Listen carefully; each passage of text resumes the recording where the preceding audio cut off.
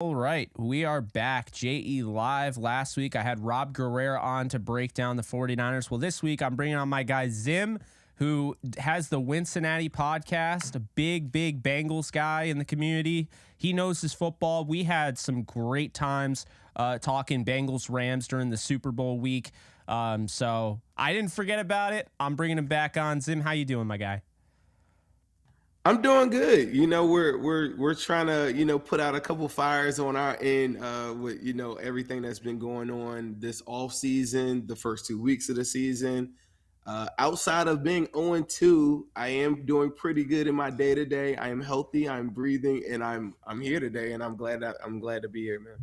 Yeah, well, that's good. I'm glad that you're healthy. And I mean, hey, 0-2, most teams I'd be a little concerned, but not this Bengals team. I think they obviously have an excuse, and they looked pretty good down the stretch. They probably should have beaten the Baltimore Ravens, if you ask me. The Browns, I think everybody and their mother was rooting for them against the Browns, but that whole game, that just nothing went right there. But I mean, we got to obviously address the elephant in the room here. Joe Burrow, who, in my opinion, he's the second best quarterback when healthy in the league. But he's not healthy. And it's been known for a while that he's not healthy. Zim, when I hear re-aggravated, that scares me. Okay, as a football fan, as somebody that covers the Bengals for my NFL show, that scares me. I'm a big fan of Burrow. When you hear re-aggravated, what did you think of? Are you thinking he's getting to be healthy and then he re-aggravates? Is he back to square one? Where is he right now? I don't feel like he's back to square one. So we're going to get to the updates on him throughout the progression of this week. I thought at the very beginning stages of it, I thought initially, and a lot of people felt this way too, it was a really hot day, the day that he got hurt.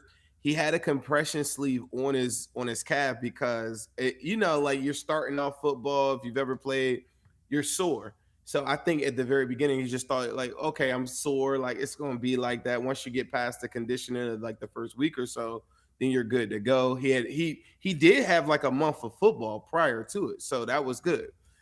He gets hurt that day. They sit him out 40 something days, so over a month. So most of us are just thinking like behind the scenes. Like I know some people, I know some players and stuff. He's been doing the walkthroughs and different things like that, never pushing it. We get a week or two before the Browns game, they start sprinting them, running, and look fine. I see the Browns game. So in my mind, I'm like, well, there's super precautionary signs, the big deal. I'm thinking like, cool, like, he's good to go. It's Joe Burrow. Like he's invincible. And, I'm a Bengals fan. He gets out there to the Browns game. Like 30 minutes before the game started, Diana Rossini had a tweet that said, watch his mobility in the pocket. Oh, and no. I was like, shut up. Like, you don't know anything. Instantly. Now, mind you, I've watched every Joe Burrow snap. Everything about his game. We'll talk about the Super Bowl, hopefully not too much.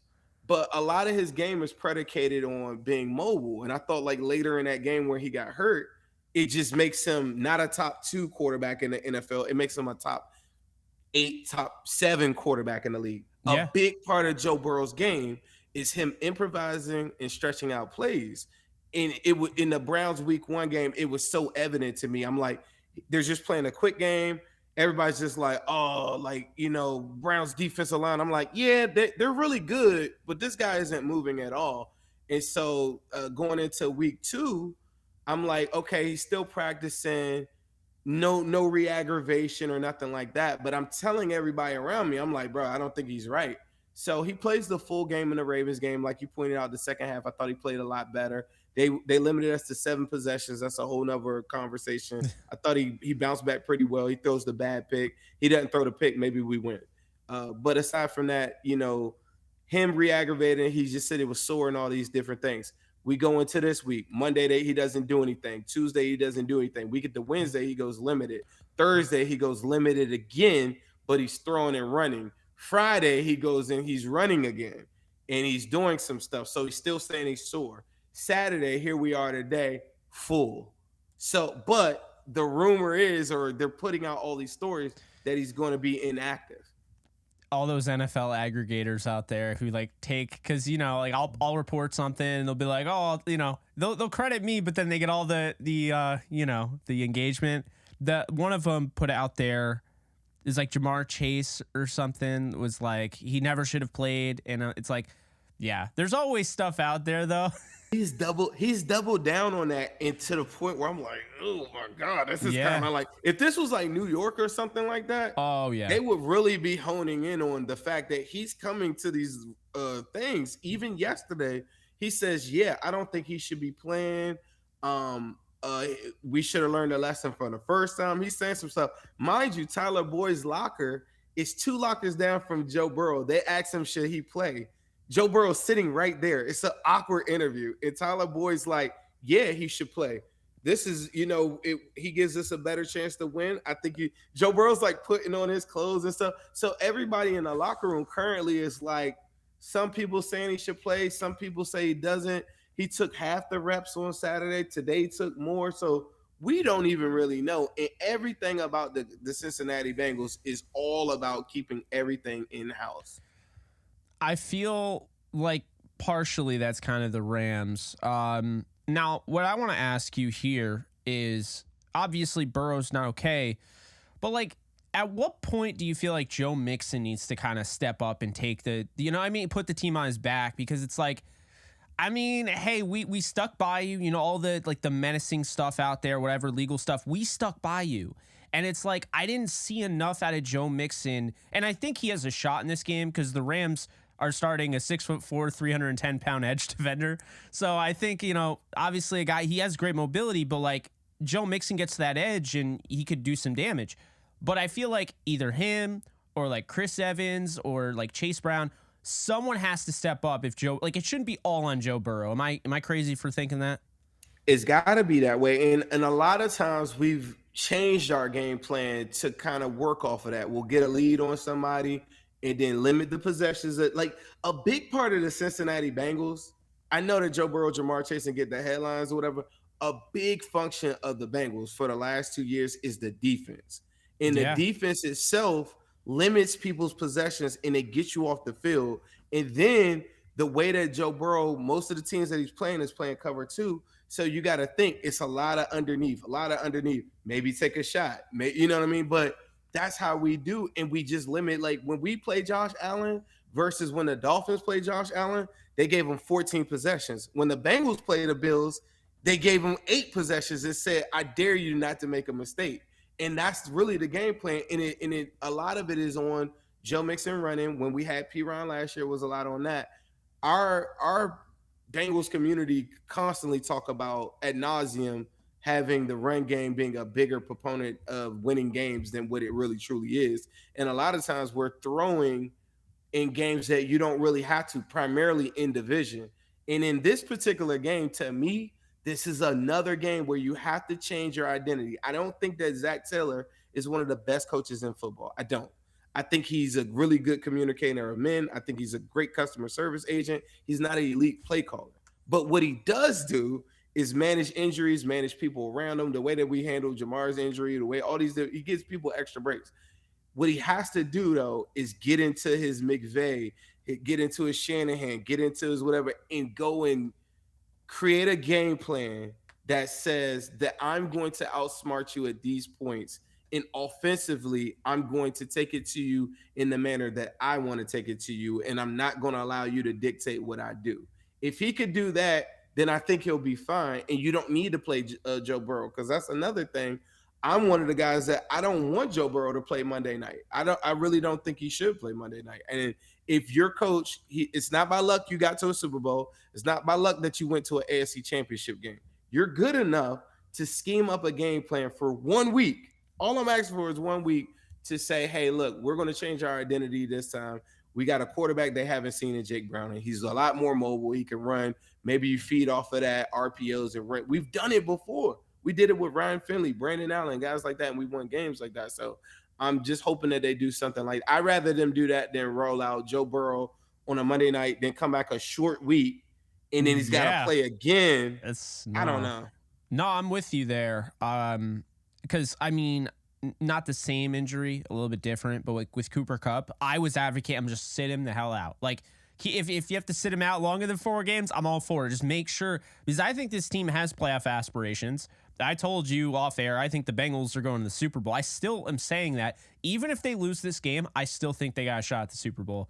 And that's crazy. I know, but like if you think about it though, the only thing you have to worry about is just getting in the dance, because they could be the 7th seed that everyone just forgets about. Ooh, they got off to a bad start, then everyone just kind of left them in the cold. You could see it already. Miami's killing it, right? They look really good. Miami gets the 1 seed or something. Everyone's focused on Miami, and then whoop, Joe Burrow, and like we know they can beat the Chiefs. We know they can beat the Bills. Like I'm not. See, that's the thing. Like they have the experience where when I make that prediction, I'm like, who has shown that they can consistently beat the Bengals? And there's not a team out there that has shown that. I'm with you because I'm a homer. So I'm not. So there you go. Yeah. You know what's so crazy about what you're saying? If the Bengals were like the Steelers or Ravens or like a novelty team, or like a status quo type team, no one would dispute what you're saying. Oh, I know. But because of the miseducation of the Bengals and like how I'm saying, like the defense and stuff like that, think about like where most people live. Like where I live at, they don't show Bengals games. I live in Washington, D.C. So like I go out of my way to stream the games or show different games and all these different things so that I can do it. The average person doesn't really know like how good they really are. And when they're on like the second half of that Ravens game, they're really efficient and they're a hard team to beat. In the scenario that you gave, that's exactly why I don't think that you have to play Joe Burrow. Yeah. A lot of our fans are fearful that they'll go 0-3, and I'm not. I'm like, even if you lose this game, because I do think that the Rams could pose a lot of problems for the Bengals in this game, whether I don't even know what the spread is now. I don't care. But it's -3 Bengals. Okay. Even with that said, I mean, you got to think that's almost like a pick 'em, because at that point, because the home field is giving you 3. Exactly. And it's Monday night. Like, you know what I'm saying? So Vegas is letting you know, like, this could go either way. And a lot of that is predicated on just coaching and game planning and making sure that you're protecting. Even if Burrow does play, he shouldn't be throwing more than 22 times is my number if he does play. And in my mind, the reason why is because of everything you said. The Dolphins were undefeated when they played us last year. They were 4-0, and they played us Monday night. I was at the game. This is the game that Tua got hurt at. And I remember they were on fire right then, and everything changed just like that. The Browns, just a week ago, were looking at, okay, Nick Chubb goes out. Yeah. Everything changes so quick, and you just don't know. That's why Jamar Chase had always said, it's really about getting ready for the playoffs. And I get it. A lot of people, Bengals fans or whatever, they want the number 1 seed. They don't want to go to Arrowhead in the playoffs. And I'm like, you got to forget all of that. Right now, you got to make sure that you're healthy enough to get in the dance. Because now I'm looking at it like I see the Kansas Jayhawks thing on your background. I look at this now like this is the NCAA tournament. Once I get in, if I'm a hot Joe Burrow, going in, you think that like the number 1, number 2 seed wants to see a hot, focused Joe Burrow and Jamar Chase and them boys coming in there like as the 6 or 7 seed? Nobody wants that. And I think like that in itself, by then people would have poo-pooed all on the Bengals by then. So now they're like extra motivated. Like, let's show them. Like, I don't know. I'm with you on that 100%. Well, like the way I see it is the year the Rams go to the Super Bowl, the 49ers were a team a lot of people were like, they're done, they're out of it, and they sneak in as the 7th seed. They did damage, man. They didn't get to the Super Bowl, but they got to the NFC title game. You got to give them respect in that regard, and they did that with Jimmy Garoppolo, and he's not half the quarterback Joe Burrow is. So you talk about that, it's just like, I think they got a shot, and exactly the way you see it is the way I see it. It's NCAA tournament, just get in the dance, see what can happen. That's kind of how I've looked at it with this Rams team, right? Just a young team. I think they're definitely going to make the playoffs. I think they're definitely a top 7 team in the NFC. A weaker NFC, no Brady, no Rodgers. I mean, Stafford's still the guy, And so I think kind of going back to what we were talking about off air with Stafford, like, you were saying like, I don't know, this guy still has it. And I could tell you, I don't know how many games or how much you've seen of the Rams this year.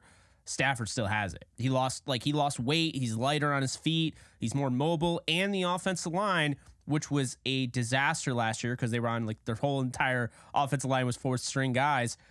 They look really good right now. So as somebody that, obviously you cover the Bengals are your team, But like on the outside looking in, like what have you thought about the Rams through the first 2 games? I thought that, like I know that Puka's getting most of the highlights and getting most of the attention because of like fantasy football or so or whatever. You're right there. I get that point, but I was telling you like off air, I'm like, man, Matthew Stafford is slinging it. Like, and a lot of people aren't really paying attention to that. And for a young Bengals secondary and a back end or whatever, like there's a lot of different things that I don't think people are paying attention to. Everybody looked at the Rams and said, well, they got the youngest roster and all these young players coming in, whatever.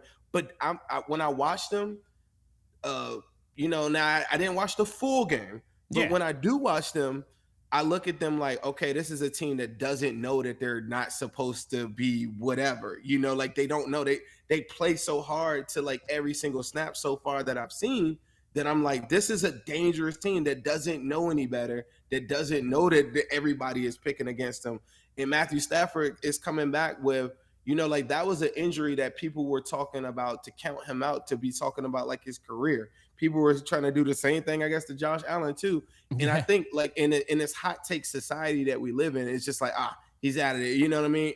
And immediately when I seen him, I said, nah, he's slinging that thing better than probably I've ever seen him. He's on point. So that was my biggest takeaway. There's so many different things. The Cam Akers story, I don't know what for as much talent as he has, like Keelan Williams, I know, like, I think he's a lot better in the elements of what McVay wants him to do. Do you have like any background on why is it so sour for a guy so talented? Well, here's the thing. I do think the torn Achilles kind of ruined his career right from the start, or at least kind of threw a wrench into it. Then he goes, superhuman and comes back in the same, 7 months or whatever. It was insane. The fact that he was in the Super Bowl, that's all you need to know. You got to give him respect there. But if you watch the Super Bowl and you watch him in pass pro versus number 27, Darrell Henderson, there lies the truth there, is that he can't stay in there on a down and down basis because he's not great in pass pro. He can catch out of the backfield, but they stopped using him in the receiving game. So Zim, what ended up happening was, based on what I was told, is that, look, like Cam, he really didn't want to have any sort of, at least in my opinion, based on what I was told, he didn't want to have any sort of like share of the backfield, right? Like that, like he did, and that doesn't work in 2023, right? Because it's this run back by committee central. So he didn't want to share any of the workload. And I think it was less about him being egotistical and selfish and more about him, like, he feels like he can only operate being in that rhythm. And I think that's fair, right? Problem is, he's not doing the stuff to be there on a down-to-down basis. So we go to the Seahawks game, the last game he would play as a Ram. And I said, like, right after that game, I'm like, coming into the season, man, I thought he was going to have 1,200 yards. Like, I thought he was going to go off. The last 6 games last year, he looked great. But coming out of that game, I was telling people, bet the under on 30.5 Cam Akers rushing yards against the 49ers. That is a horrible matchup, and I'm about to tell you why. The Seattle Seahawks game, Kyren Williams gets 53 snaps. Cam Akers gets 28. People are like, what in the hell? I drafted Akers in the second round. Why would this happen? Makes a lot of sense when you think about it, because Cam Akers was in there, 28 snaps. 21 of those, Zim, he's getting carries. So the defense is like, oh, I'll stack the box. I know they're going to run it. But Kyren Williams, there's no tell to the defense because he's in there. He can pass protect. One of the best in the league already. I think he's top 5 per PFF. And then, you look at what he can do in the receiving game and how he makes guys miss and slips tackles and he's hard to break down. And you're like, okay, I can see now why he's rolling. But the thing is, Zim, and this is important here because, you're rolling with, Joe Mixon, who's a 6 foot, 200-something pound running back. Since the Todd Gurleys, the Adrian Petersons, the Zeke Elliott's of the world have come into this league, people forgot that you could still be good despite not being a 6'1", 220-pound running back. And that's what we're seeing with Kyren. And Sean McVay obviously doesn't give, a crap. So he's putting him out there because he knows he's the best player. But I will tell you, they do not win that Super Bowl without Darrell Henderson. Last year, Darrell Henderson got pushed out because of Cam Akers. They ended up cutting him because Cam Akers wanted to be the guy. So they don't have Henderson. They don't have Akers. Now it's Kyron. No, it's gonna. I mean, shoot. From a fantasy standpoint, I actually have Kyron. So, Oh, my guy. you know who else I have? Who you at? Who you at? Cooper. I had the number 6 pick, and I took Cooper Kupp. Hey, you know what? It sucks now, but he'll either be back. I think he'll be back week 5 against the Eagles. And man, I'm just gonna say it right now. If the Rams are 3-1 going to that Eagles game, the Eagles better watch it. Because like Kupp will probably suit up and they're gonna go right at the jugular for the top dog in the NFC, right? They got an arrow on their back. I feel like their strong suit for the Eagles to me is more so letting their front do work and then the guys like Slade do the covers, right? Yeah. I just think the option routes and everything like that would kill them. I look at Kirko. Thursday Night Football, man. Like, bro, to your point. It's an unpopular take, and I know everybody, and even Bengals fans, kill me for this. Had we beat the Chiefs in the AFC Championship game, I like the matchup against the Eagles. I thought that like tackling in space is not their strong suit, and I think you saw like even remember at the end of the Rams game in the Super Bowl, remember the last drive, the first one, Jamar Chase. And then he goes and he breaks the tackle Ramsey and he gets like 15, 20 yards. Like they'll do that like 3-4 times if they see that a matchup that they don't like or a matchup that they favor or whatever. I just think that tackling isn't their strong suit. And I do believe in their coverage, but I just don't like that matchup against like those option routes and just being so like in Stafford. It doesn't matter. The ball comes out so quick. I don't know, bro. Like I'm with you. If Kupp and then you got Tutu and Puka, like that's crazy to me. Like I don't know. We'll see. I hear you. Well, so talking a little bit about the Rams now. We'll shift gears here because I'm curious. If ZIM is the OC, if I'm able to make you OC for this game, how are we going at the Rams defense? How are you calling the game? I told you I'm limiting the possessions of the Rams, right? And because I'm trying to get Stafford in a position where it sounds like this is what you hope. You want the Bengals to come out, and I get it. It's kind of crazy that if they don't have Burrow. But you can't play, I'm trying to just weather the storm football. You got to come out somewhat aggressive, maybe tempo at the very beginning of the game, maybe catch them off guard, maybe get a quick 3, quick 7. But the name of the game is I'm trying to get Stafford in a position where he's pressing. I don't want him comfortable and I don't want him with an open playbook. I want him pressing because I think if I can get him in 8 possessions or less, that means that I'm going to get him in a 20-something point game. And if I can get him to make one mistake and I can get one pick off of him, then I can sit on the clock, go to your Joe Mixon plan. Like I said, Browning is the guy that I will go with. I don't know if you saw this. We signed A.J. McCarron. It's maybe an emergency with the new roster stuff going on.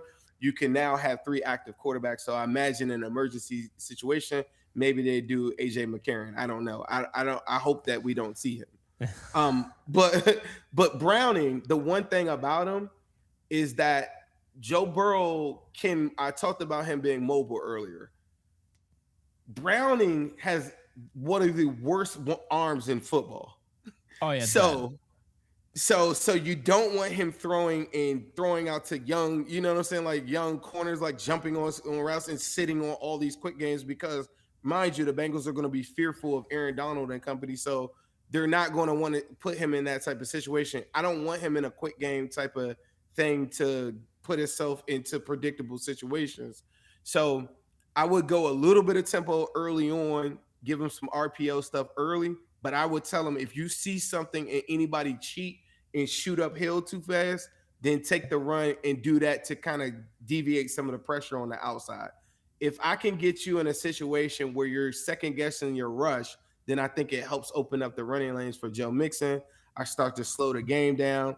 I then go to weapons on bubble screens, Jamar Chase, T. Higgins and company, Tyler Boyd. Tyler Boyd last week started off with a bunch of targets at the beginning of the game, and I like what they did. So doing some of that stuff, testing out. Ernest Jones is a guy I really, really like, and I think he could be a star in this league. But at the same time, I do see some things that I think I want to do to kind of push it. To say if I do see you in a cover 2 shell of any sort at all, then I'm going to challenge him on the flats and see how that goes. But to me, that's his stronger suit. I think they ran into some linebackers like Patrick Queen and Roquan who are so fast at getting out to the flats. It's one of those things you got to test it at the beginning of the game, see how you react to it, and see where you go from there. Because to me, that's the biggest point of the game. I don't know if you've seen this. Irv Smith is probably doubtful for the game. Yeah, So I we saw probably that. so you won't have the tight end seam routes to throw, and you wouldn't be throwing that with Brown or anything. They're going to be attacking the flats if they had to, because he's going to look for his read, and then he's got to get to the flats. And then I don't like that game. That's why it has to be slowed down in the favor. Try to get some kind of lead, and then the playbook will kind of open up for him. If you can't get in a situation like that, and they're in drop back situations, I don't like that for the Bengals.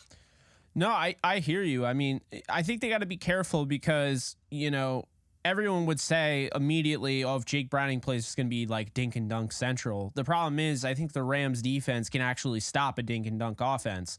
The reason why they struggle against the 49ers is because, as well as anybody, those wide receivers that they drafted and they developed, they're built like running backs. They have an archetype. They want to have guys. It's why they're able to have Brock Purdy looking as good as he is. Like, I don't think he played that well against the Giants. I don't think he played that well against the Rams. It's 2 weeks in a row, probably the least, the least he's looked, honestly. But he's got Debo. He's got Ayuk, guys that can break tackles. You mentioned Chase. Chase is more of a guy I think could slip tackles, right? I mean, break tackle. He could break a tackle here and there, but he's slippery in space, right? Whew. Higgins could break a tackle here and there. They're not filled out like a Debo or an Ayuk, so I do feel like that. Jamar, man. Jamar he's one of them guys, man. That's true. That is true. If you see him in person, I'm gonna tell you. I mean, I love Jamar. I just wish he went there. He committed and then decommitted. I don't know if you do that. I never knew that. I talked to his father and stuff a lot. He shows me a lot of different stuff a lot. Me and Jamar, we're pretty cool. So I will say this. In person, I'm around a lot of guys. He is built a lot different. I don't know if you've seen any of his all-season stuff, like his deadlifts and all that other stuff. I know a lot of people do that for show. He works out like a linebacker. Really? He is way bigger than what people really think. And I just think that there are teams that we played where he's gone crazy on with the underneath. I think your lasting memories of him are probably him going deep, but those days are long gone. Nobody plays him like that. Teams were giving us single high looks. We haven't seen a single high look in almost 2 years. See, this is good. You know what I mean? This is good. Good stuff. Yeah. Nobody shows us that. The teams that did that last season, we went against the Jets, the Falcons, the Panthers, the Dolphins for half of football, and the Bills. Those are all teams that we killed. Nobody shows the Bengals single high looks. The only time I think you all did it too is because you had what's his name with half a shoulder. Eric Weddle. Eric Weddle. Insanity. And then you had your rotation with Nick Scott and and I don't know was what's his name, was he healthy around that time? Well, The other safety. They had Nick Scott, Taylor Rapp, and Eric Weddle. Was Taylor Rapp healthy for the bowl? I don't remember. I think he was playing. He was banged up, but it's a Super Bowl, right? I mean, right. But yeah. So most teams, those teams, how I'm outlining these games, if you go look at just the 2022 season, the Bengals, yes, they started off a little shaky at 0-2, but they came back, and teams like the Jets gave us those single high looks. Sauce Gardner or whatever is probably one of the best duos in, with Reed is one of the best corner duos in football. T. Higgins had 100 yards in the first quarter. Nobody shows us that. So he is strong. The games that his biggest games are, he goes in the slot, Kansas City game, gets 266 yards breaking tackles, or gets Marlon Humphrey 220 yards breaking tackles. That's a big part of his game, especially now that most teams don't really show us single high looks. And Joe Burrow doesn't really, he has to throw pocket shots, or he'll have to throw if he can get a sluggo or some kind of post route, then they'll take those shots at the pylon. But you're not going to see him throwing deep, even if Joe Burrow plays. If they do, it's only because you guys showed him. If you show Joe Burrow a single high look, he's taking a one-on-one all day. I mean, that makes sense. I think I'd do the same. And I like the way this defense is played. And it's funny because I was very much against starting Darion Kendrick. I wanted to start the rookie 6th rounder, Travius Tomlinson. But I was very against Darion Kendrick. And then I don't know. I thought he looked pretty good the last 2 games. I know everyone's beating him over the head because of the PI calls, but I think to me, man, those bang bang PI calls are so subjective. It's like, I mean, sometimes they'll be like, oh, the SF is on the helmet. So, but like, no, for real though, it's so subjective in the moment. Like, ooh, that looked a little, throw the flag just in case, you know what I mean? So I just think he's playing good football. Bang, bang. I'll take it. Akella Witherspoon, I thought looked pretty good. But I think we got a good history with Witherspoon. I don't know you. I don't know. Yeah, I don't know if you know that. Jamar's I do not know that. Woo! Jamar's got some good tape on that guy. I will tell you that. Like, he's got some really good tape on him. We had the game-winning, or what will be the game-winning touchdown week 1 of last year. Oh, and Jamar Chase caught that. He caught that on Akella Witherspoon, because when you get in the red zone, remember, you don't have enough time for your safety to shoot over in relief. So that's why I said, like, if we can get you in those situations, like, I like our red zone offense and stuff like that. But he's got some good games and some good tape against Witherspoon. So that's a matchup that I wasn't thinking about too. That's interesting. Yeah, I mean, like, see, this is why, it's great to have you on, because I mean, I watch the Bengals. I like them. I wouldn't say I'm a fan just because But I've always, kind of respected them, and it's just like I don't get a chance to see them like you do, and so I think it's just the same thing with the Rams. Like, I'm sure, like, you see Stafford here and there, but it's like I don't get a chance to watch the Rams like you do. So yeah, no, it's red zone channel for me, and it's condensed version, me replaying, just wanting any team that we're about to play. I go and I try to watch as much as I can. I'll have like a couple TVs on. Watch something in the background and see what I can see, but it's not the deep dive, because it's just like the week to week thing. If I got a guest spot like here, or if I got to talk, I want to be knowledgeable in what I'm talking about. And I love talking to, like minds like yourself, to actually find out, like, what are the things that make these, make the teams tick. So I appreciate it. And that's what Spaces was supposed to be about. It gets crazy, but that's what it's about to me. It's like the fans know who they should be playing. I'll never forget, but coming into that Spaces, a guy said, hey, look, you need to be worried about Ernest Jones. And I was like, who? And I'm, who is that? And I'm like, and he's like, yeah, you better, he just came back, bro, and he's good.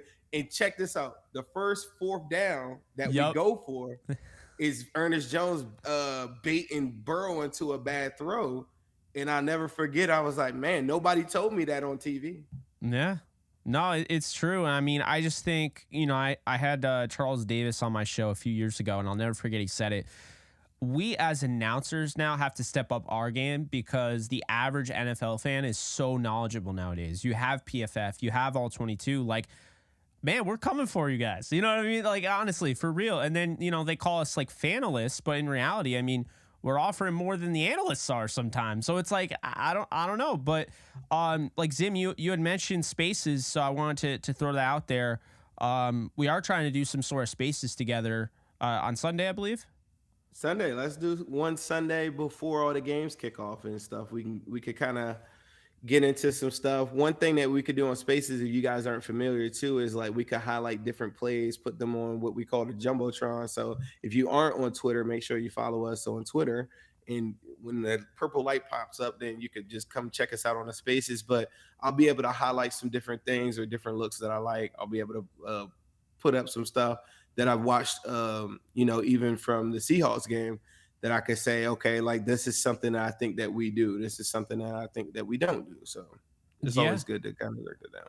Yeah, no, I figured we'd throw that shameless plug out there, even though that's both of us, but, right. But, I've been watching a lot of Dolphins football, and I've been seeing what Mike McDaniel's doing with Tyreek Hill. And scary. Of course, Mr. Sean McVay, Mr.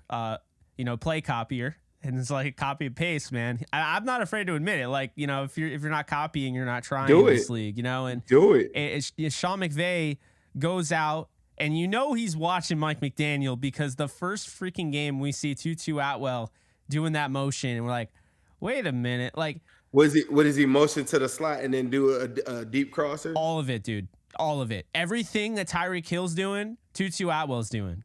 And so I think it's so fascinating, man. I love football. I really do. It is, because I was talking to it's a guy, he plays for the Colts now, but he's a defensive end. But we were talking about like how even just the motion itself before it's just a telltale sign of like man coverage or whatever. But teams are so smart now, like they're not going to trail you or just to show you man.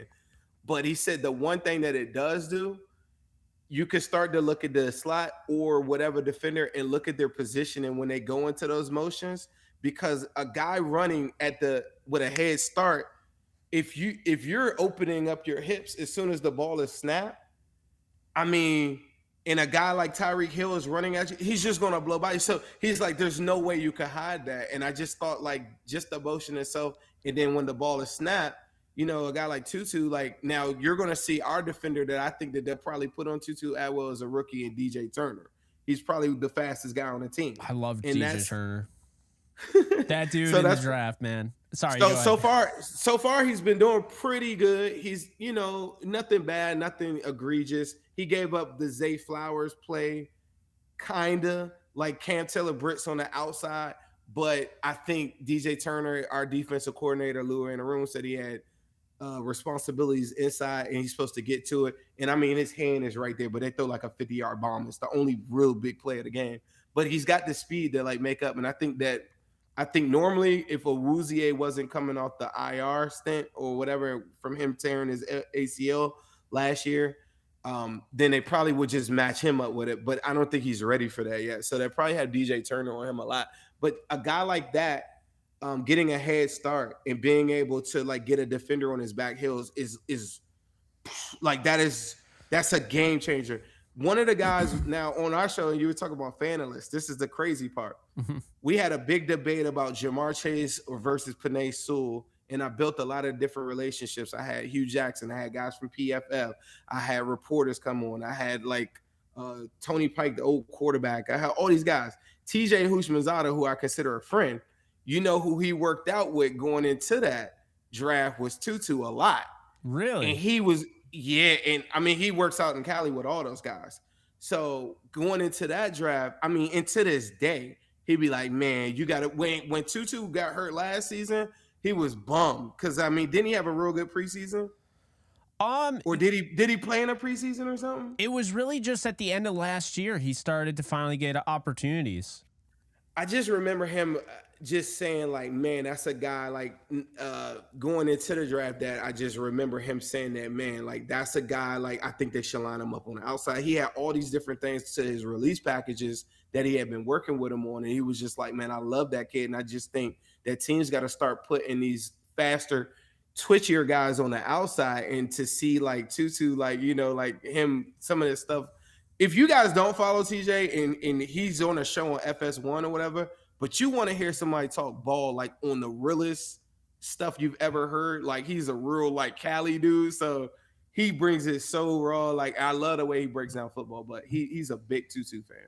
That's awesome. Yeah, I had no idea. I had Tutu Atwell on right before I think the playoffs year, Super Bowl year, his rookie year. Yeah, I felt so bad for him because like, he gets the ring, but like he didn't get a chance to play at all, right? Right. And so it is tough. And then of course, you have the fan base labeling him a bust, and it was so frustrating because I watched 3 games of everybody I can watch coming out of college, right? Because I don't have time to watch every single game, and so that will unfortunately make my evaluations flawed because I could watch 3 bad games. And so I did. And I had a 6th-round grade on Tutu Atwell. So then when Atwell gets drafted, people are like, oh, dude, Jake's just a homer. He went to the Rams. No, then I was like, oh, he's on the Rams. I cover the Rams. I'll watch every game. And I was like, this is interesting. Everyone was saying he was Tavon Austin. And I'm watching this guy moss guys. I'm watching this guy get off the line of scrimmage. I'm watching this guy run routes, precise routes. I loved Tavon. I met Tavon. Tavon wasn't that guy. Tavon was a gadget guy. Tavon was like having like a Percy Harvin. That's what Tavon was, just without the size. So, right. When I watch Atwell, I'm like, man, we need to stop comparing Atwell to Tavon and more closer to like a Marquise Brown, in my opinion. But I'll say this. He might be better than Marquise Brown because Marquise Brown has an issue with his hands. And Tavon catches everything. I don't think Marquise Brown has the underneath package that he has in the releases that he could do in some of the underneath stuff. You're talking about in comparison to Tutu, right? Yeah. Yeah, yeah. I think Marquise Brown for me, like remember, Bengals went up against him a lot when he played with the Ravens. Yeah, of course. A lot of his game is a lot of like deep shots and using his speed. And I don't look at Tutu like that. I feel like the twitchiness that he could use, like on a lot of underneath stuff too, is really crazy. And like you can't run like option routes. What Marquise Brown doesn't have the hips to like get into a lot of those different routes that I think underneath. Over the top, that's a whole nother conversation. Like he's one of Oh, the yeah. best deep options probably in football, like low key. But I don't know. I'm not a big Marquise Brown fan, but I'm not either. if I I like to let people know because Brown's a big name. He's had 1,000 yards, whatever. It's like think more like that and less like Tavon because they're right. Oh yeah. No, yeah. Tavon is more Philip Dorsett, Jared McKinnon. I don't know. Like those are I don't know. Maybe what Deuce Vaughn inspires to be something like I don't know. Yeah, like no, I feel like that. some gadget scat backs slash flanker guy. I don't know. Yeah, and I think Atwell and people are finally starting to see it. I mean, if you go back the last 6 years, I don't know why this stat. Like I just started using it. First downs. Okay, it's crazy. Like people don't talk about first downs like converted for wide receivers. Go back. It's tried and true. The last 6 years, it's like everybody in the top 10 is either an elite receiver or like one of the best receivers in the league. Like, they're all really good. Right now, Tutu and Puka are in that top 5. And like ahead of them, it's like, Justin Jefferson. You know what I mean? Like, that's the thing. It's like if you're in that conversation, it starts to let you know that you have the trust of the quarterback, which we're starting to see with Tutu Atwell and Puka Nacua. But it's more so like they're not just dinking and dunking. It's not just bubble screens galore. And he's not just a deep threat. And I think also Right. another thing here is against the 49ers, people were expecting, they're going to go deep down the field. They're going to test him. And what I thought was fascinating is that the Rams didn't take one deep shot down the field. And I think the reason for that, there was a key reason for that. The way their offense is now, because they rebuilt their offense in the offseason, they would rather have that 14-play drive that sucks away the clock than have those big 4 or 5 play drives with like a 70-yard bomb. You know what I'm saying? I'm gonna tell you the only thing, and this is what I think what makes the Bengals. This is who they are, and this is why a lot of people don't really look at them like that. A lot of teams watch their team get their ass beat by like the Bills by like 40 to like just running. Like they'll get a lead. I watched them play the Bears last year, and they went all the way to like the fourth quarter. The score's like 13-13 or something like that, and then they scored a touchdown, got a pick or something, and just ran up the score. In contrast, the Bengals do the exact opposite. If they get a lead on somebody, because their whole game is all built on efficiency and getting they're trying to get you in a situation where you're in a telltale just pass heavy offense. Why? The Bengals in the 2020-22 season only relinquished one 300-yard passer the whole entire season. The one quarterback that did that was Tom Brady, and he did it in garbage time. Generally, they'll get out on people and start to like go crazy. And they led the National Football League in first quarter touchdowns and fourth quarter scoring at a plus 62. The next closest team, I don't even know where it was. So that's why earlier in the show, I was like getting out on people because it lets their defense go and put you in this situation where now we know that you're passing, and you'll see our coordinator is one of the more creative coordinators in football, where he'll drop 8, he'll do all these crazy things to make you like do some things the first turnovers. But the main of the game to me is like stopping the run. For the first 2 weeks of this season, they have not stopped the run. No. When you look at the Super Bowl, both of our teams went 4 3-and-outs or something. Maybe you went 3. I went 4 straight 3-and-outs. But I thought both teams, we were trying to throw when we were having success running, and then you were trying to run. McVay, since he was with the Commanders, which was then the Redskins, he always wants to run at those points. And I thought the Bengals was taking away all of those runs. And when you take away the run, it makes the pass game for them. It's like our defensive coordinator. Yeah, he doesn't get a lot of sacks, but that's what he feeds on, is teams that want to throw. Nobody until we got into the AFC Championship game even came close to 300. Even when we played Pat Mahomes in Week 17 in December, that was a game where Pat threw for 7 straight 300-yard games. He came to we played them in that game, and he threw for like 220. Joe Yeah. Burrow in that game. Like, I mean, so that's what, but they do it by they got out on them 14-3 on the Chiefs in that game in the December matchup, and then just force you to throw. And once they do, he's really good at scripting that stuff up. And I was going to ask you, is if I told you, I'm gonna tell you the strengths of the Bengals, I guess, right now coming into the game, and you tell me, do you feel like you have a counter for it, and we could do it vice versa? Yeah. But I think the Bengals stopping the pass game is one thing that I think that they do pretty well for the most part. Pretty well. Like last 2 weeks, not that amazing, but good enough to win. They haven't stopped the run really well. And I think that if you're able to run the football right now, they're at a vulnerable spot. And I think you could feast on that.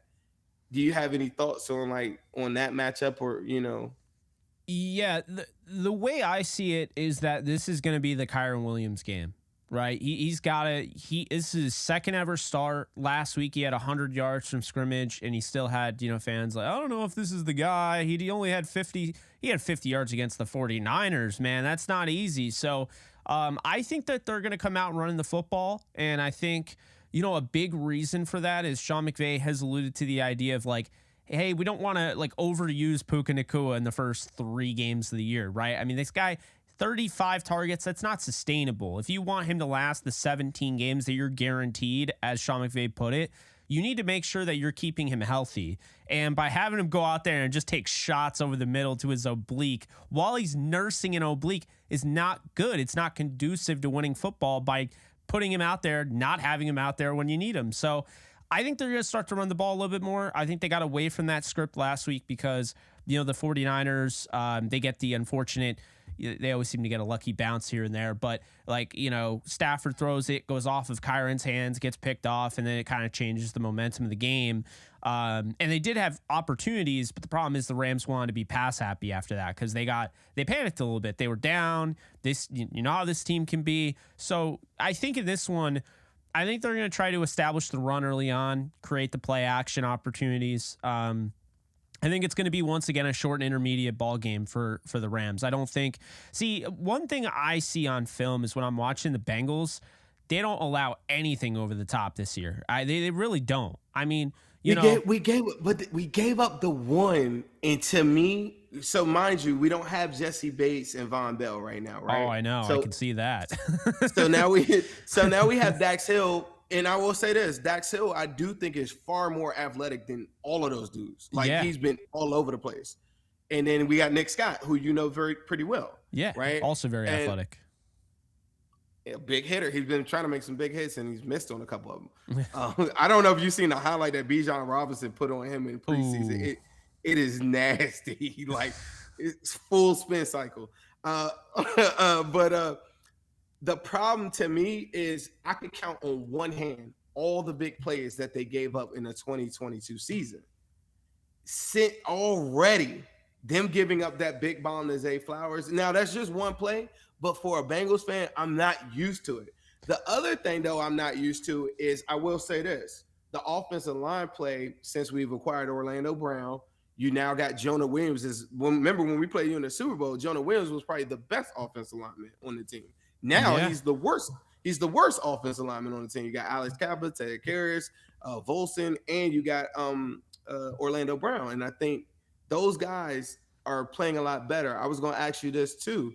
How has the pass rush been for the Rams? Because so far the Bengals at this time last year had gave up 13 sacks. So far this year, only 3, and 2 of them he fell at the line of scrimmage. Yeah, I think so. The pass rush, I think in the interior, you've started to see some things. It's hard to really know because Geno was getting the ball out quickly. That was their game plan. And then Purdy's getting the ball out like Tom Brady level quick. So, I mean, if they could do that again, it's going to neutralize the pass rush. I think obviously, you have Aaron Donald, but I've been really impressed with Kobe Turner, the rookie. He's looked really good. I see that interior. That's from Wake Forest, right? I think so. Yeah. Okay. I get Wake Forest and Purdue confused because they're like the same colors. Yeah, that uniform. Yeah. I remember seeing them a couple. I didn't do a deep dive, but I seen them. I'm sorry about that. No, you're good. He wore that big number 0 that looked ridiculous.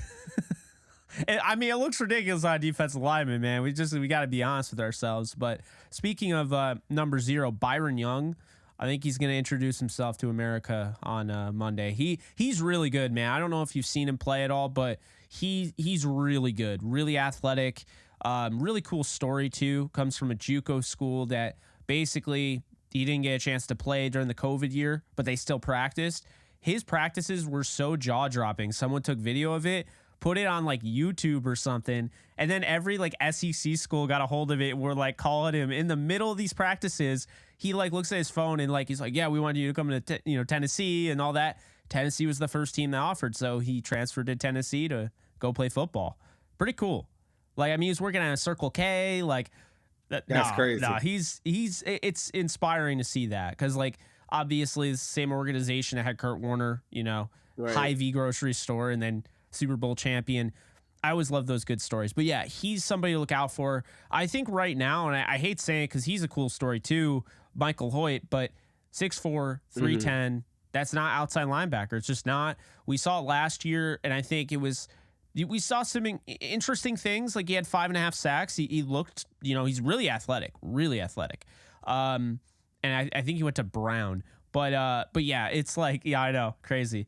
But Brown of all places. It's just it's one of those things, man, where last year, if it worked last year, it doesn't necessarily mean it'll work this year. Right.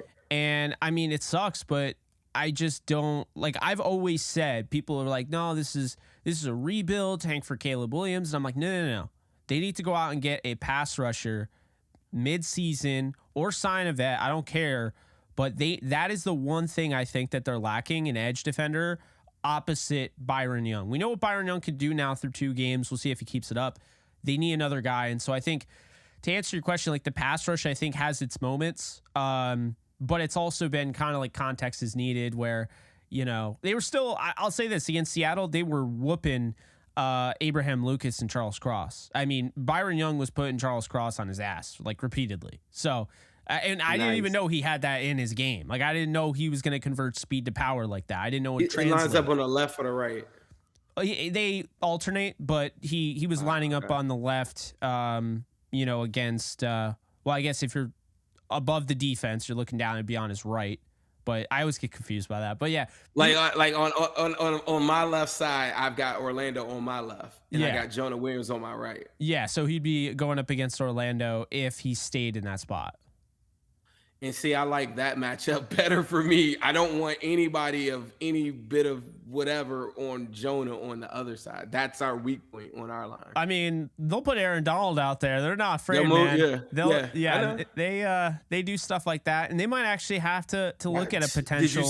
Did you see Myles Garrett? The way that what they did, they had this dude out there doing dribbling moves and all this stuff, and lined them up in the middle. So like I said, coming out of those 2 games, going up against that team and then a Ravens defense, and they gave up 3 sacks. I thought the pressure rate, Joe Burrow was getting the ball out really quick. Game 1, I know it counts, but game 1 was so bad. Like I don't know if you've seen this movie. I've always told people about it. It's called The Last Boy Scout. It's a football movie from back in the day. Sounds familiar. There might be somebody like 40 and up probably listening to this. But my dad showed it to me. That's how I know. But it's like this rainy game, and it's like this real. You should check this out if you really like football. But they start off the opening scene. It's like this rainy game, and it's psychologically showing you how hard it is to play in the NFL. Is everybody? I'm talking about like forearm shivers, bow, like all these people going out. Guy finally breaks all these tackles and everything like that, and then at the end he blows his brains out at the end of at the end of a run. It's a crazy way to open the movie, but the way that game was, I mean, remember, like I don't know if you've seen this, but like their starting right tackle tore his ACL like on the first drive, and then later on, Amari Cooper gets a pass and then he hurts his knee, and then you start to see guys start to go down, and you're like, what in the hell? And I got this injured quarterback out there. And I just thought Joe Burrow wanted no parts of it. It reminded me of that movie. It just starts off and it's like the realness of football. Like you're only one play away from something really catastrophic happening.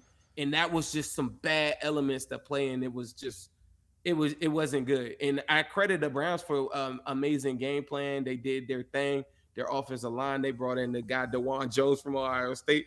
They call him Thanos. He came in there and killed everybody. Like he was like a 400-pound like Terminator. Like I was like, bro, he was laying everybody out. He was pancake. I'm like, he should have been starting over Conklin. Like it was crazy. So that was just one of those games that I'm like, yeah, Burrow wanted no parts of that game. And I've never seen Burrow like fearful, but he was just like, yeah, let me get the ball out. Like let me get out of here.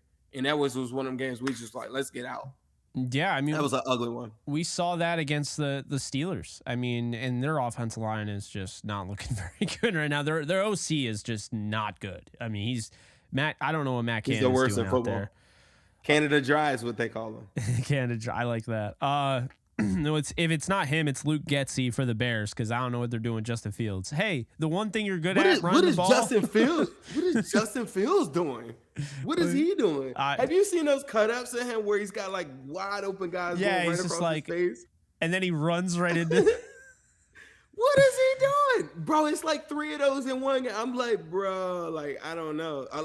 Have you seen that Kenny, like I saw in the comments, somebody said, man, Colorado's getting their butts kicked. They're down like 21-0 or something right now. I don't know what the score is now.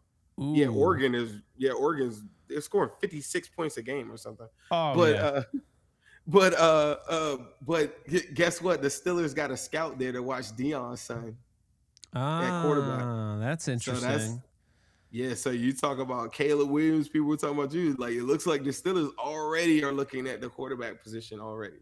Yeah, I like Kenny. I just think it's hard to evaluate him right now behind that offensive line and that OC. It just, I think that's really where I'm at on that. But, I mean, hey, I don't know what the Browns are going to do because they just paid Deshaun Watson all that money. And it's like the Deshaun Watson we've seen through the first 2 games, like someone's getting fired. He was terrible. And the way I was saying, Burrow was worse. But he was terrible. Watson had guys that were open. If you get a chance to watch like some of that, like just even the condensed version, I don't know if they'll show you that many incompletions. But man, he was missing so many. I don't know if they'll show you that many incompletions. Yeah, we don't need to see this one. I don't think they're gonna show you that many of them. Like, I mean, Burrow's whole entire highlight for that game is all incompletions and getting killed and checked down. So. That was bad, man. I wanted to ask you this. Yeah. Where were you? Because I was at the Super Bowl. I was like front row, one of the greatest days of my life. Don't let my wife hear that because she'll say, what do you mean? Like not the wedding and the birth of your son? Nah, the Super Bowl was pretty big for me.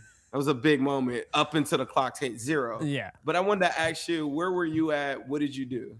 So I want to live vicariously through you. Great question. It was so hard for me because I was asked by 5 different people and I was given free tickets and all that. And I couldn't justify going because a big part of my football life has been through my dad and my brother. And just that's our time, and that's why I don't do watch parties during the Rams games for the most part.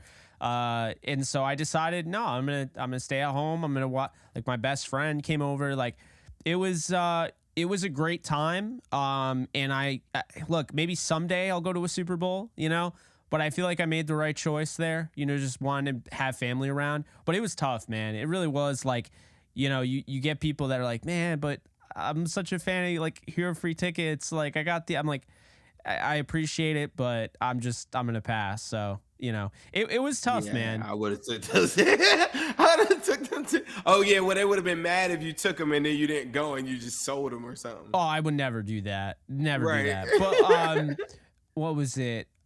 Same thing with the NFC title game. And my co-host of Downtown Rams, Alexis, actually ended up going. But I decided I wanted to watch that again with my family. It's just football and like family for me. Like all these teams that you see behind me, except this Jets helmet because I covered them last year. All these teams have some sort of family connection. I have family in Lawrence, Kansas. That's why I'm a Kansas Jayhawk fan. And I'm a Kansas football fan as well. That's not just basketball. Rams. I got like the Vegas Golden Knights banner here, but my dad never really got me into hockey. So but like everything else, like the Lakers, the Yankees, I'm in upstate New York. Like it's all been like family driven. And I think that's why I'm so passionate about just like, I'll stay in my habitat, my natural habitat. We'll watch. Someday I'll go, But yeah, that's kind of what I decided to do. But you were there, You man. know That's what's sick. you know what's so crazy about that? None of my family members, none of my direct family members, like, so I have like this whole wise tale on how I became a Bengals fan, and it was somebody that played for the Bengals, and it kind of pushed me to like them more and stuff. But it's the exact opposite for me. All of my most of my family, they're more Commanders fans. I got a couple Bears fans here and there and stuff like that. But you know what they do? They do a really good job of supporting me. And now, like my immediate family, like my wife and my son, of course, they're Bengals fans. They go to me, they go to games with me. We go to tailgates sometimes. That's awesome. I do shows sometimes like live there at the stadium, all the interviews. So like my son, like, you know, he could FaceTime Joe Mixon. Like those are his favorite, you know, guys, right? But the exact opposite, like me going to that game or going to any of these games, is really like the Bengals community. And like you see me on spaces and stuff like that. Those are really like my family when it comes to like this football stuff, because I never I met so many like minds that, you know, are kind of like on the same page or feel like the exact same way I do about my team. It's hard to find that like in a lot of different parts of the country. Like I can't go into a convenience store and go get a Bengals keychain. You feel me? So it's like you got all these people. So I started making my own gear. I got all these people that I like, you know, that support and just kind of roll around with us, and we go to different games all around the country. And those are they kind of become like my new family, you know. And my real family, they really just support me. And my mom, like, she like really loves like when I get good interviews and stuff like that. And you know, she silently kind of roots for the Bengals now, but she's not like a diehard, and she doesn't have like Bengals gear and stuff like that. So that's pretty interesting. No, that's cool. Yeah, like my dad and my brother are huge Rams fans. It started my dad actually, and I'm sure like the chat's probably like, oh, he's gonna tell us the story for the 100,000th time or whatever. But the reason I'm a Rams fan is my dad grew up in Irvine, California, and he was next door neighbors with, at the time, Rams starting inside linebacker Jim Youngblood. And that then, like, eventually, you know, my grandpa moves my dad to New York, and he just continues to be a Rams fan. He continues to be a Laker fan. Like, being in Irvine, it kind of, you know, he still kind of gravitated towards those teams, but luckily not the Dodgers. Sorry, Chad. I'm sorry. I'm glad I'm a Yankee fan. I'll just say that. But you got to have at least one team from New York if you're living here, or they go hard at you, man. They go hard at you. Like, good example of that. So Kansas lost years ago. Like I was barely, I don't know, I was like 6 or 7 to Syracuse in the national title game in basketball. And Syracuse fans still bring that up when I wear KU gear around here. So it's like, you know, I'm just saying, man, like this is how it is in New York. Like, so lately I feel like I kind of rock with the Jets as like an AFC team. If like gun to my head, I found like you gotta rock with the Bengals, man. You want to go AFC? You gotta go with the guys. You said you want the Bengals are your pick to go to the bowl. Well, and win it all. It's the New York thing, even though they play in New Jersey. But you know, I mean, I recently, like, I started going to Devils games, Devils hockey, so I like the Devils now. Like, so I don't know. I mean, I'll be honest. 10 years from now, who knows how many teams I'll like. It's a lot of work, man, to be a fan. It's a lot of, you know, it's a lot of following and everything. It is. I had CJ Uzama on for our draft show. That's awesome. He came on. One of my real good friends is, you know, she hangs out with him a lot now. But he comes on, and I mean, he still loves the Bengals, but I could tell like that Jets and that New Jersey kind of influences, like, you know, it puts a little pressure on you. Remember, I was telling you, if Jamar Chase was giving these sound bites that he's been giving them for the last week, whoa. I'm with you, man. They would be all like, if Garrett Wilson were to say some of this stuff about like Aaron Rodgers if he hadn't got hurt or whatever, like, man, the media would be killing right now. It's so many quotes out there. I can't, like, I mean, he said, yeah, I told y'all we should have said Joe. Like, this is a learning lesson. Like, and I'm like, goodness gracious, this is like headline stuff, but it's the Bengals, so we can say a bunch of stuff and nobody really cares for real, I don't think. That's hilarious. I mean, I think that's funny. I'm not gonna lie. What? He does not care. He does not care. I'm telling you, like, he been like that. When we were losing year one, he was like, yeah, at LSU they moved me around. They better move me around here. The next week they had him in the slot. He does not play around. He's one of them guys I hang out with. Though, like there are pictures of like if we go out or something like that, it'd be like me, Jamar T, mixing that. Like I hang out with those guys like kind of often when I come to town and stuff. He's one of them guys you do not mess with, and he's very quiet. Like if T is super cool, Tyler Boyd's like the guy that's been there all along, like more outgoing. Jamar will be like there, like he'll take pictures with everybody and everything like that. But I'm telling you, man, he's like a linebacker. He's just as big as everybody on the daggone team. And did you know that Jamar Chase is still the youngest wide receiver on the Cincinnati Bengals, even after the draft? That's crazy. Well, I mean, I think it does make sense because they did get my guy, Charlie Jones, by the way. Oh, Chuck Sizzle. Oh, Chuck Sizzle, yeah. If you didn't know, all right, I'll let you guess. Where do you think he ranked on my wide receiver list for this draft? You're going to be wrong either way, man. I mean, this wasn't a crazy. So Zay, Addison. The chat knows. Don't spoil it, chat. I'm not gonna look at the chat. I'm trying not to look at it in case they be like, man, F this guy. I don't know, 9-3-11. Two. I got Jalen High at number 1. That's I had crazy. him number 2. No, if you watch him in college, like I don't think there are many better guys as far as route running, as far as guys after the catch, guys that can catch everything. I mean, all right. Let me give you a Charlie Jones update. Oh boy, what you doing? Let me give you an update. All right. So you talked about weird schools. It's a guy named Andre Yoshivas who went to Princeton. Oh yeah. He totally has outplayed Charlie Jones all the way from OTAs till now. Really? I mean, people are starting to have the rumor that the T. Higgins deal has something to do with Yoshivas. He looks that good. Like even in preseason, he was the best wide receiver out there. Charlie Jones, he separated. He has a he has a torn labrum that he suffered like in the first preseason game. I saw that. His returns were poor up until last week. That was the first time that he did something. I'm talking about bad though, bro. So like he would get a return and like go sideways, and he's not fast. So he would go like sideways to sideways. That's the thing though. He's not. I don't think he's a returner. I looked at him more as a pure like slot guy, and so I think.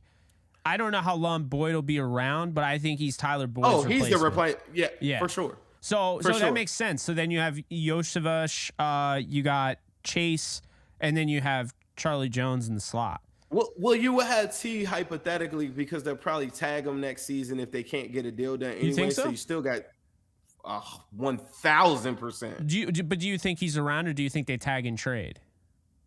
Tag, and if they don't get an offer that blows their socks off, he just let them play it out. The same thing they did with AJ Green his last season. Like, no, that makes sense. Because they were prepared. Ain't going anywhere. You don't break up him and Burrow. But blank check. But T. Higgins, they were prepared to probably pay him about 20 around that Mike Williams money, but it's his agent. The Bengals have never done a deal with his agent before. So his agent is a proponent of guaranteed full contracts, so he represents the same as Deshaun Watson and Jesse Bates, right? Okay. So they want him, they love him. He didn't miss a practice, went to OTAs, everything. They're prepared to probably give him $20 million a year. Think about our roster. That we don't really pay anybody. Like we don't have no Aaron Donald or anybody. Like all of the guys are underpaid. Trey Hendrickson got an extension. He's still underpaid. Sam Hubbard is like the 25th ranked or highest paid end in football, but it plays like 900 snaps. Like you got to look at the rest of the roster. They don't really pay anybody. So it's just Joe Burrow, Jamar Chase. And then you say, well, how can you get paid 2 number ones? Because there's nobody else. Like our linebacker took a pay cut for $7 million. Joe Mixon took a pay cut. Logan Wilson took a pay cut. Everybody is taking a pay cut so that they can make it so that the weapons are there. Now, if this agent doesn't get a deal, the Bengals will say, sure, the tag is 22. That's what we would have paid you anyway every year. They don't care about that. So I think that's their plan. But the Charlie Jones one is just very interesting because a lot of our fan base loved him.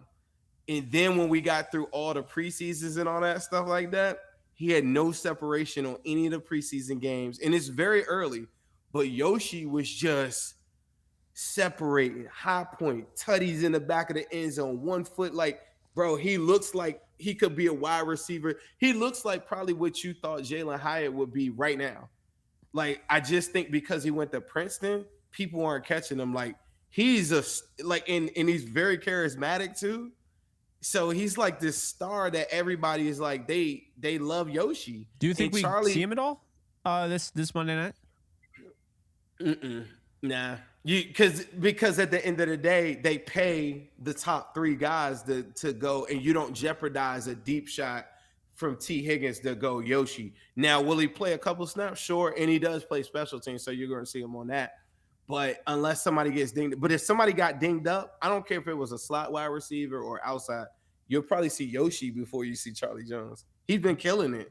So fantasy football guys out there, what's his name again? Andre Yoshevich? Andre Yoshevich. My God. We call him Yoshi. So I'm calling him Yoshi from now on. I gave him that name. I interviewed him on our show right after he got drafted. He's super cool. That's awesome. But the Yoshevich starts with an I. So if you're looking for him in fantasy, like he'll pop up like under that. He's not a guy I would put on a roster right now. But if anybody were to go down, I really feel like he would be the next guy off the bench. I don't know. I could be wrong about that, but just judged off of what is going on, they look at Charlie Jones as like, that's our punt returner. We got rid of Trent Taylor. That's our punt returner, and he's our short-handed return guy from the slot. They got some guys that they like too. Trent Irwin. There's other guys I think that they might put on the field before Charlie Jones. But Yoshi on the outside, I'm telling you, I can't. I want this to happen. Some people will be like, "Oh my God, this dude told us this." But if not this year, maybe next year. But he's a really good wide receiver with a healthy Burrow. Like if he starts on the outside just by default, like, and I know who you're talking about too. Like I liked him. I didn't love him, but I liked him in the draft.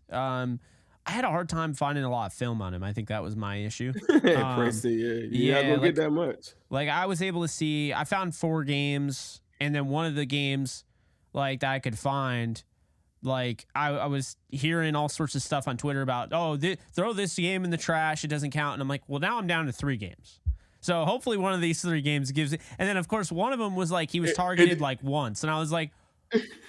So and Charlie, and then on the contrast, Charlie Jones goes to work on what's the dude that played Joey Porter Jr. If you watch the tape on that game, he's got like 12 catches. Like, so our fan base, we were all Charlie. Like, I mean, not everybody, but a lot of people were Charlie Jones like heavy, and I still believe in him. The contested stuff hasn't really shown up as much. Like in the preseason, they gave them dudes like, we didn't play any starters. And I know McVay's probably like that too. Yeah.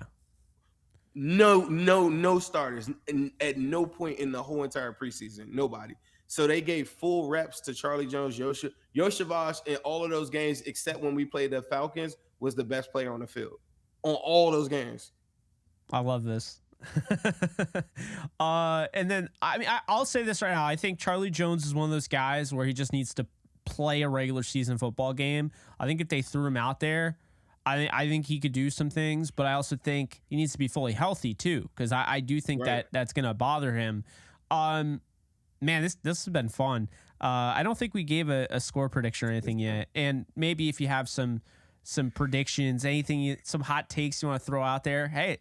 This video is gonna live here, It's so. I mean, if you wanna throw anything out there, call your shot. Now's the time. But I would just say, I'm gonna take the Rams in this one, 31-23. I think that the Bengals will stick with them. I do think this game, with all due respect, has blowout potential. Okay, this could get ugly.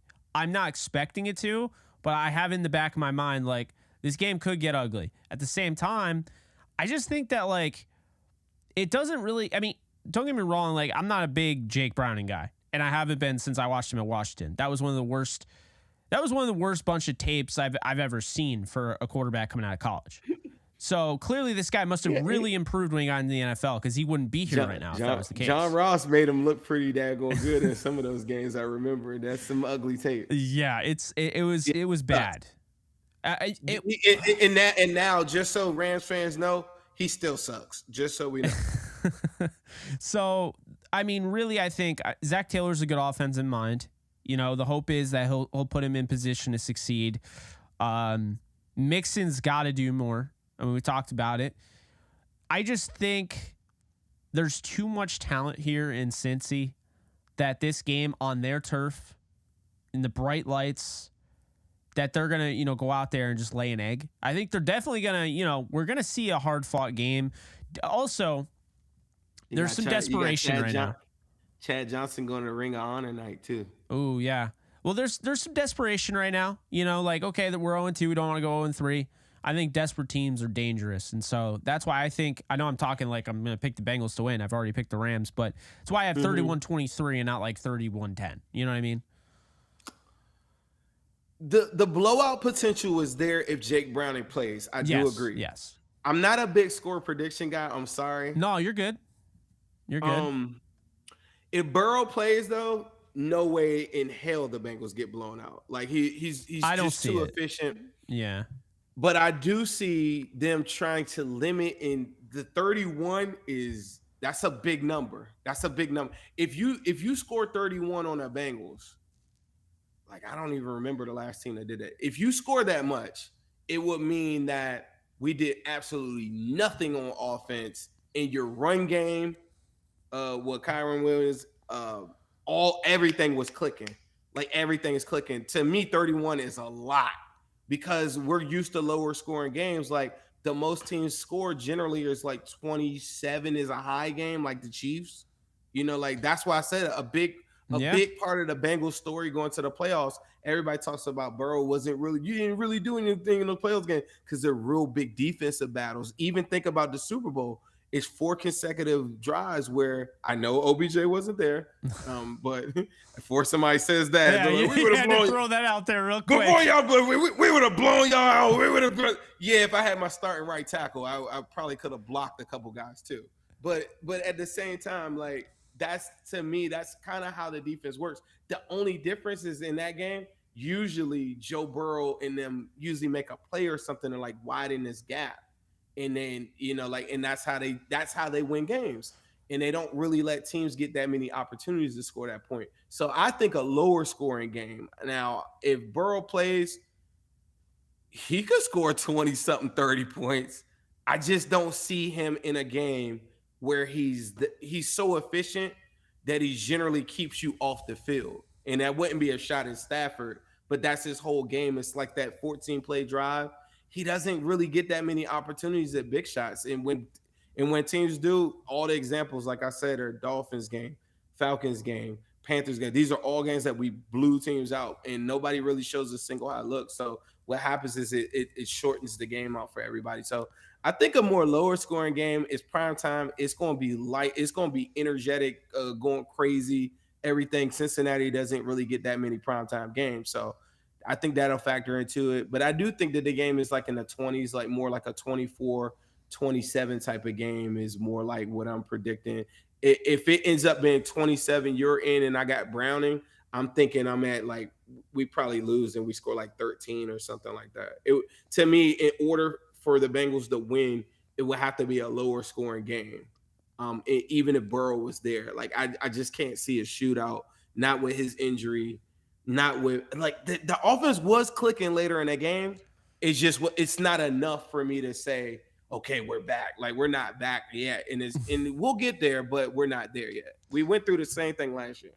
Yeah, see, like that was the bummer about this game, is that the way the Rams were playing, it's like, man, can you imagine like Bengals are 2-0, Rams get, you know, they eke out the win against the 49ers, and then we get like a Monday Night Football 54-51, like Kansas City Chiefs, LA Rams 2018 all over again. Like, I don't know, man. That I feel like America needs a game like that, because that Monday night doubleheader was atrocious. That was not good football. So I feel like we need, even though I understand like there's not a lot of defense in those games, there was a lot of defense in that Chiefs Rams game in 2018. It was like the best of both worlds, and we got over 100 points, and I think we deserve to see that. That would be insane. It'd be so fun. That would be so It's fun. a Super Bowl insane. rematch. Obviously, like everybody on the Rams is gone, but it's a Super Bowl rematch. Like it'd be really cool. You have that storyline going for it. Then I'd love that.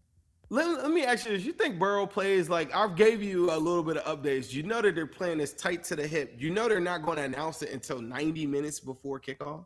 Yeah, see, it makes no sense for them to announce it, because why give the Rams any sort of advantage? Oh, Right. okay, Jake Browning's playing. I mean, maybe I'd be like, screw it. I'm the Bengals. Jake Browning's going to play. I'd be like, gotcha, Burrow. But like, Browning, here's the thing. I'm with you. Browning one is crazy. I'm with you. I will say what Bill Belichick did to you guys is not being reported enough. Like that, to take Will Greer. It's like, man, what did Sean McVay say to Bill? Did he call him up and be like, yo, dude, that Will Greer guy, we like him. Hey, take that dude. Like, you want to just take him? Because I wanted him. I thought that, what's so crazy about him? I told somebody this last week. I said, who Will Greer kind of reminds me of? AJ McCarron. AJ McCarron for us, where he's like this gamer, where he just doesn't care. Yeah. And that's what AJ McCarron was for us back then. We're in 2023. Dude hasn't played for the Bengals since 2017. So it's crazy that they would go sign AJ McCarron, but he's just got the gamers. So you might be somebody that's in here right now and think that, man, because mind you probably don't see that many Burrow games and don't understand why, like why Jake is saying that Burrow's a top 2 quarterback, right? Most people say it's the weapons, but if you're that guy and you're saying that the Bengals have the weapons have carried Burrow all this time, then you got to be on board with, well, okay, well now Jake Browning or anybody like that clearly could just anybody could get the ball. Yeah, like so that's where I fall on. I'm like, everybody does always tell me it's the weapon. It's not really Burrow, even though I know it's really Burrow. Yeah. But like the guy that says that it's just the weapons or whatever, you should feel the same exact way. Because Jake Brown, I'm going to tell you, he runs a lot. Like in preseason, one of those games, he ran for like 78 yards or something like that. So he runs a lot more than what people think. So I like him being more mobile, but only if the coach can put together a good enough game plan. If not, if he's forced to throw, yeah, they're going to lose. Yeah, I agree. I like the 31-23. I think Burrow's going to play. I do. Because, look, I mean, you can say the grand scheme of things, like, okay, they're 0-2 and 0-3 doesn't end their season, but, man, the competitor that Joe Burrow is, do you really think he's going to be okay with that? Like, I understand, like, he's a great teammate, so he'll be like, no, we trust Jake Browning if that's the case. Like, Jake he's going to go out there and lead our team, and, we believe we can win all that, but he's not going to go down without a fight. Like, he's going to advocate, he's going to be scratching, clawing, tooth and nail trying to get to play this game. And I mean, I just think, like, to your point, the smartest thing would be to just not play him, in my opinion. It's the same thing with Cooper Kupp, just that hamstring. But I think I would take some time. Like, I would really probably hold him out maybe even next game until he's fully ready to go. Like, it's hard for me to say that, though, because like all of the doctors and all right, so mind you, he set out over a month. He set out 40-something days already. I know. So all the doctors and all the people around us keep on saying, well, you could rest him. You did that before and he re-aggravated it anyway. The risk of him re-aggravating again is now they got it online at 20% or something like that. So I don't know how to calculate that, but I follow, like, we interview football doc and guys like that. So I've talked to guys like that even after the injury, and a lot of them say, yeah, you could try different combinations of treatment, all these different things. But they're like, ultimately, he's going to just probably be feeling it all year, no matter what, whether he sits or not. And that's where most Bengals fans are like, well, now we're like divided, where half is like, yeah. Because initially I was like, nah, let him sit to the 49ers, like after the 49ers game, come back off of the bye. And people were like, you trying to tank? I'm like, nah, like I think that if the roster is good as y'all say it is, we should be able to squeak out like 3 games. You come out like 3-4, 3-5. I'm a bottom of the wild card, but I got a chance to go on a run. Yeah. a healthy Joe Burrow, and that's how I look at it. But as I gather more information, I just think that he's already rested a week. If he could get another week of rest to go all the way through and get to the next week, if he's running today and he feels great, that's what he says. If he can just sit this one out, sit the whole next week, and then come back like later in the week, like go a limited or something like early in the week, and then come back like midweek, and then like and push it to the limit. I think that in itself would give him a lot more leeway to not re-aggravate, in my opinion. And you might reevaluate him at that point and say, nah, he's still not right. You don't know. But I do think that, to me, it's not about like sitting him out X amount of time, because he's already did that. And at this point, I got a quote on my Twitter that I put out. I make like graphics and stuff. And he's just saying everybody's hurt, at this point in the season. And that's the quote he put out. He was like, everybody's hurt, Now the front office is probably not going to like that, and they're going to be like, yeah, well, we just paid you $175 million, so we don't really care about that. So you got that too. So many different, people saying you should go this way, you should go this way. Joe Burrow, if he had a chance, he would play. I think somebody has to be the bigger person in the room and say, let's just shut him down for this one game, but we'll see. So okay, so say you lose to the Rams, you're 0-3. Then you get the Tennessee Titans in Tennessee, in Arizona, and then Seattle. I mean, they could go 3-3 going in the bye, coming out against San Francisco. Burrow is as healthy as he's been all year, and that's a shootout. Like, who knows? Like, that would be an interesting game. See, I wouldn't want him to come back for that 49ers game. That's the one. I would. Well, I mean, because but I don't want Bosa or somebody like that killing this dude. I get it. And out of all the games, like, I want to test those corners, but I don't want to test those linebackers at all, and I don't want to play with that defensive line at all. If he's going to play them, I need him 2 games beforehand to just the NFL speed. Those dudes are so fast. I watched them. I watched Greenlaw run down Daniel Jones the other day and made Daniel Jones look like the slowest quarterback you've ever seen, when we all know Daniel Jones is like a top 3 running quarterback in the NFL. He made him look like Tom Brady. Yeah. Those dudes are so fast, they will kill Joe Burrow. I do not want him to come back to that game and he hasn't had time to get into the rhythm of it. If they're going to sit games prior to that, then he needs to sit on that game too. He does not need to run into no damn 49ers at all. I don't want no parts of that game. It's tough because then you got the Bills afterwards, and they have, a defense there. That's prime time. Then the Texans, which, I mean, they're a feisty team, but you should beat them. Baltimore, I think you beat Baltimore in a rematch, even though it is in Baltimore. I think that's Thursday night. Then Pittsburgh and Jacksonville. We've been doing really good against Pittsburgh lately. Joe Burrow's had some big monster games. When I was telling you about Akilla Witherspoon, he's had some monster games against the Steelers recently. He threw for 350 the last time we saw him. Like, we had him in a primetime Sunday night game or something like that. And then earlier in the year, he threw for 350. So I like the Steelers matchup. See what you're carving out is, like, if Burrow is on point, even 2021, we were 4-4.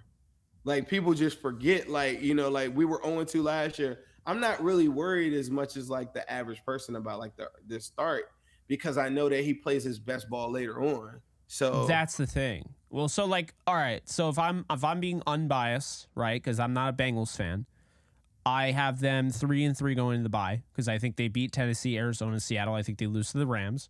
Come out of the bye. I'll give them a loss against the 49ers, trying to be unbiased here. I do think they could win that game, but I'm going to be unbiased. I think they beat Buffalo. I think they give Josh Allen hell. So I'm going to go 4-4 there. We all saw the playoff game. You saw the Monday night game before the Hamlin, unfortunate incident. Yeah. I thought Joe Burrow was about to put on an MVP performance that night. I thought he was almost fire coming out of that game. So they had no answer. That's I mean, I don't want to get too much into that, but I still didn't like how it just kind of ended. Like, I mean, I don't know. I feel like the Bengals were going to win that game, but whatever. Of course, but and I don't mind it, but we're not. Let's not get into that. Yeah. It's. But we played them again, and the Bengals dominated 27-10. And then there were In that excuses used in that game. So it's like about snow for but hold on a second. No. You're playing in Buffalo, okay? I've been in Buffalo like twice in my life, and the coldest day of my life was when the Rams played the Bills in 2012. And I'm not kidding you. I had 7 layers on, and I was ice cold, right? Buffalo people know, like the Buffalo Bills, those players, they know what they're getting into. So you cannot use like cold and snow as an argument for losing at home to the Bengals. You can't do that. That's what they tell me online, to the point where I can't even respond to it. But you guys wore the all whites, right? Because I think I heard that too. Like, oh, well, they blended in with the stuff. I can't blended in with the snow. I can't. But this is the crazy thing about that game. It's a reality on like how we play that game. If you had watched that game, the Bills didn't do anything in that game, and they limited his possessions. And think about it, the Bengals kind of put it in a cruise control, and the score was only 27-10. That score could have been 40-10 if it was like, they took the Jamar Chase touchdown off the board. Like the games that we win sometimes they aren't touchdown. They aren't sexy to most, and I think that's why people have a perception of the Bengals aren't, like they got lucky, I guess, like 2 years in a row or something like that. And I don't know. But that's what I hear online all day. It's like, oh, well, y'all just got lucky because people got injured and I'll be like, yeah, that works for like maybe a couple games. That doesn't work for 2 whole seasons where Joe Burrow's played 20 plus games. So I think we kind of understand who they are, and I feel like that's what it's going to be. But that game is very important because a lot of our games were like that, where they get a good lead, two score lead, it's a wrap. The defense at that point, like our defensive coordinator, like nobody throws like on them at that point. Yeah. So that's how they do teams, and that's why I'm like, man, if I can get a lead on you guys on Monday night, I feel better about my chances, because it gets tricky for quarterbacks after that point, because he does a lot, and a lot of stuff that we've done to Mahomes, a lot of people are going to steal some of that stuff this year. So that's something to keep an eye on. He doesn't like when we drop 8. He doesn't like you have to cage him. I interviewed a defensive tackle, Zach Carter. He went to Florida, but he talked about like before that game, like how you got to cage him in, you got to cut off different lanes, and you got to go coverage. And if he scrambles for a couple things or whatever, like you just got to let him have it sometimes. And those are the things that a lot of people just are going to start taking from the Lou Anarumu. We call him Ludini, but they're going to take some things, and we give some quarterbacks some problems. Why'd the Giants let him go?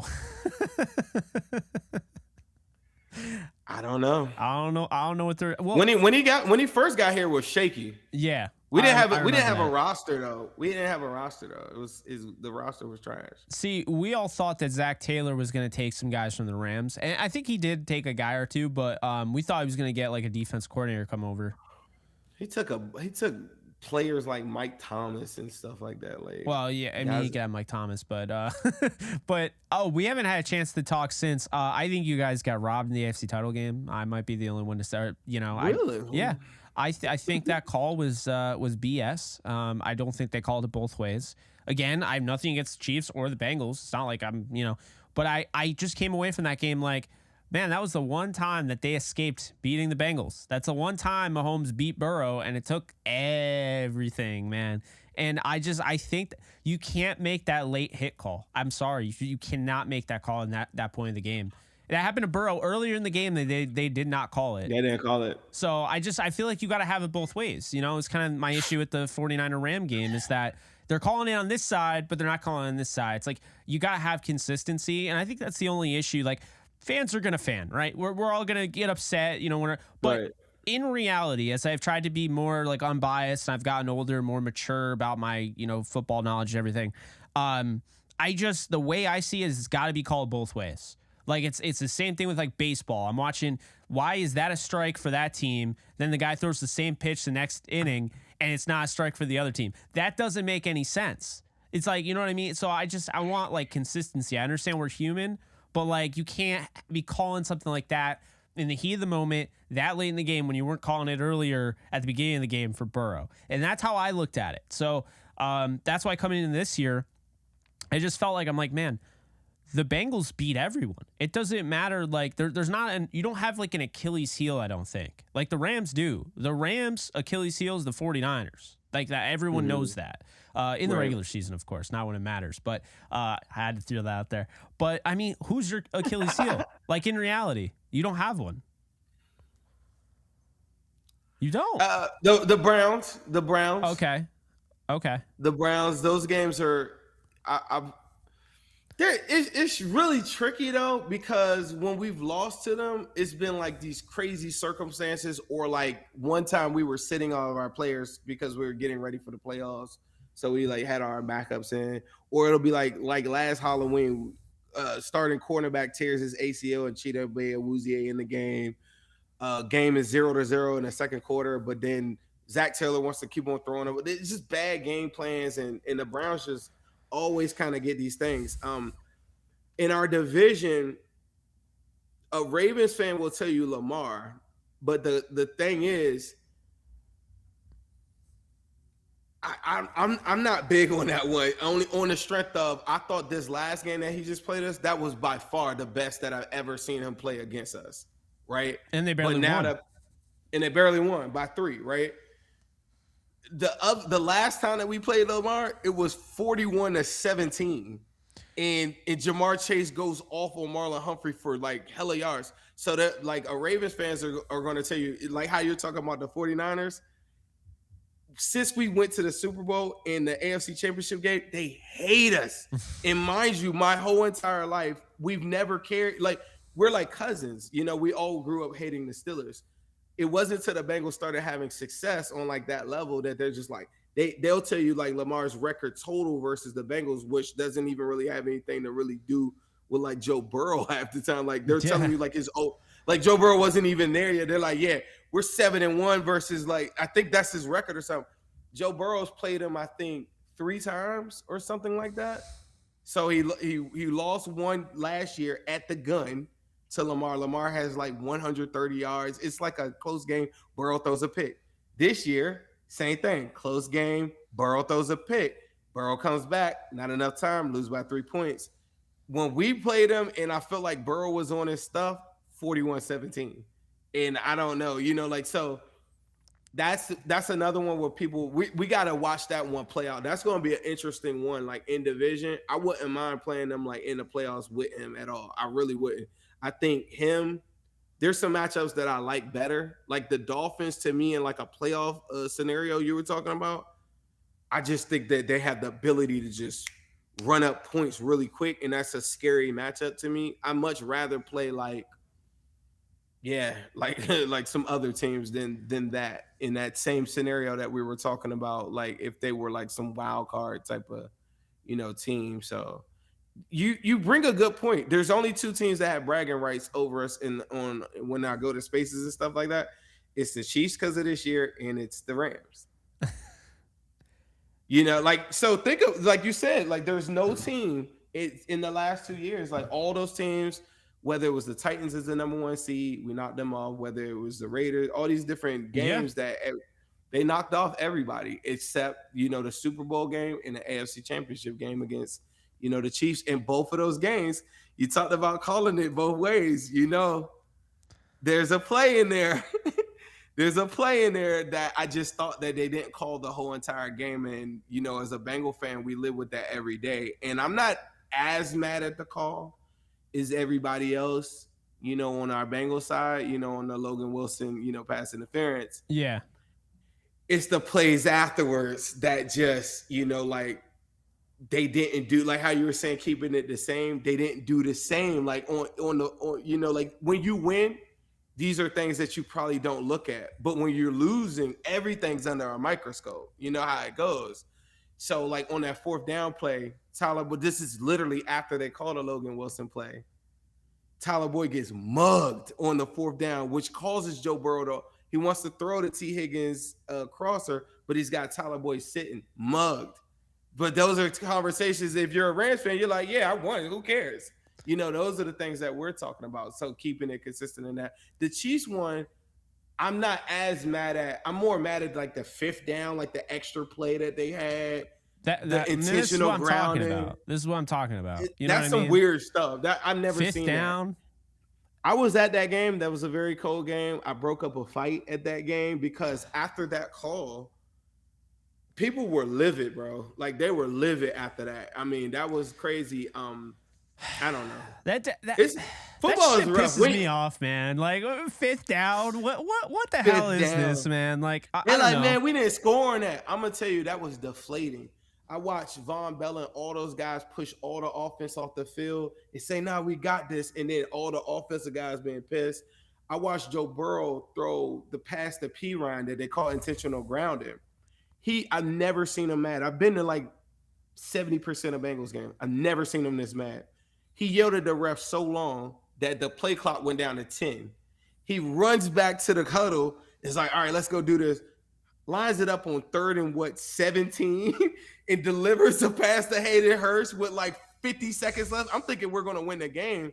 But it was just like those things were so deflating at those moments that they just play a part. Like if you're seeing it in the sideline and the body, all those things just like kill guys like mentally in some of these games where you're just like, man, F it, man. Like, I don't even care. And then, it's too late then, now the game is over. And I think that Osai pushing, what's his name, out of Pat Mahomes out of bounds, he's got to have restraint in that. And if he doesn't do that, I think the Bengals might win the game. I kind of hear what you're saying.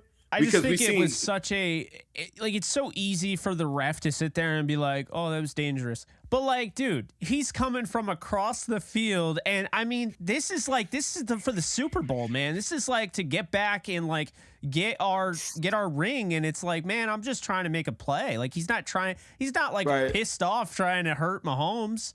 But like, it didn't check out Mahomes in the preseason. Him throwing that little sideline pass. Imagine if Osai doesn't hit him right there. That's what I'm saying. The play that they celebrated like right at preseason where Mahomes does like a jump. So who's to say he doesn't jump up and throw some crazy pass? That's the thing is like he's the best in the league, so you have to be on top of him. And I think, I'll tell you right now, it happened to Stafford and like the Niners did that. They wouldn't call it. They do it all the time. Like Fred Warner gets a little quick hit on Stafford, and then they'll be like, "We know that holding," and you're like, "Hold what? You didn't hit? You didn't see when he punched him in the face?" Like But anyway, I do think just that whole thing. I want to get your thoughts. No, that's a thing. That's a thing, bro. Like, and it's the plight of you're a champion, so you're not with us little guys anymore. Like, yeah. But us little guys that have never won a championship, I hate to be that guy, but that is a real thing, though. Like the bigger, not in the people that go against you, you'll notice people probably, I haven't looked at the chat, but like say it's another team that's listening right now, right? That's in there and it's just like, Bengals suck. It's a microcosm of, to me, what society is. And it's like this, I don't want to call people sheep, but it's like this. No, I get concept. It's like this concept that you unconsciously don't even realize that you're following status quo. So you're trained to think that Pat Mahomes is supposed to win that game until I tell you that the Bengals have beat him 3 times. And you just said a point, like the Chiefs finally beat him. But everybody hears every day, Pat Mahomes. You see Disney World commercials of Pat Mahomes. You see it all day, right? So everybody's trained to say unequivocally, Pat Mahomes is the best quarterback in football. And I won't argue that. But it goes hand in hand with the concept of, forget that call. Bro, you're going against Pat Mahomes. All these things play a point into the conversation. So then when calls start getting brought up, they get kind of pushed under a rug because it hurts the status quo and it hurts the concept that this is the top tier team. I think that happens, to your point, Chiefs Patriots in 2018. I think calling that on D Ford on the other side of the field, they saw their golden boy Tom Brady throw a pick and they're like, yeah, he was it's like it happened on the other side of the field and the flag wasn't thrown until after the interception. So how do you make a call that essentially happens with the line of scrimmage at the beginning of the snap and you're making that call after the play has already happened? Like, that tells me, dude, they were searching. Now, I'll be honest with you, as a Rams fan, I was happy. And it was the only time I've ever been happy about the Patriots because I wanted revenge. But of course, the football gods didn't think, it would be a really good story. The Rams getting revenge 20 years to the date against the same team. No, let's just have the Patriots win again. Like that. That killed me. We do have smoke with the Niners now. We lost 2 Super Bowls to them. Yeah. So that's a big thing. Like we never wanted to play you guys. We wanted to, I know. I'll tell you a quick story. We win the game. We're down 21-3. I was blessed to get I interviewed Joe Burrow's dad, his family. They've been super cool with me. So I go to the game, with them. I'm like a row or two behind them because they probably think I'm gonna do something crazy. But we win the game. We're like, all right, cool. Let's go for drinks with them. We go to the drinks and we go and look on the TV. And I'm sitting there. I'm with Burrow's dad, and his mom is right there and everything. And she's like, hey, the Rams, they're supposed to be real good, right? And I'm like, yeah, they're the defensive line. We don't want to play that with our offensive line. And Burrow's dad's kind of like, he's a lot like Burrow in this sense. He's super confident. He kind of gives like that look. When the dude drops the pick, we both look at each other and just like, when the 49ers, so people at the bar, the Bengals have taken over the bar. We're in Kansas City. Everybody's like, awesome. Yeah, high five, 49. Like, I forgot why they wanted, like, people were like high fiving saying that they wanted to play the Rams. I'm like, I don't know if you want to play the Rams with our offensive line. Like, that's not the matchup. We had played the 49ers early in the season. We had 2 muff punts. It's my favorite Joe Burrow game. If y'all ever go, just your first time hearing this, go look up Joe Burrow versus the 49ers. It's the most miraculous thing you've ever seen. It's 4th down, touchdowns. It's craziness. It's the one that makes every Bengal fan be like, yeah, we can win any game. Anyway, so I look at Burrow's dad. I'm like, what you thinking? He's like, probably should have played him. He's like, we got this, but we're giving each other that look like, man, like, I'd rather play Jimmy G, like, and so our fan base, does have a little bit of smoke because I'm younger. I wasn't born quite yet. So, but, of course I'm hip to it, but like 88 in the Super Bowls that we lost to them, there are a lot of fans that follow me now. They're just like, nah, I hate the 49ers. I hate Joe Montana.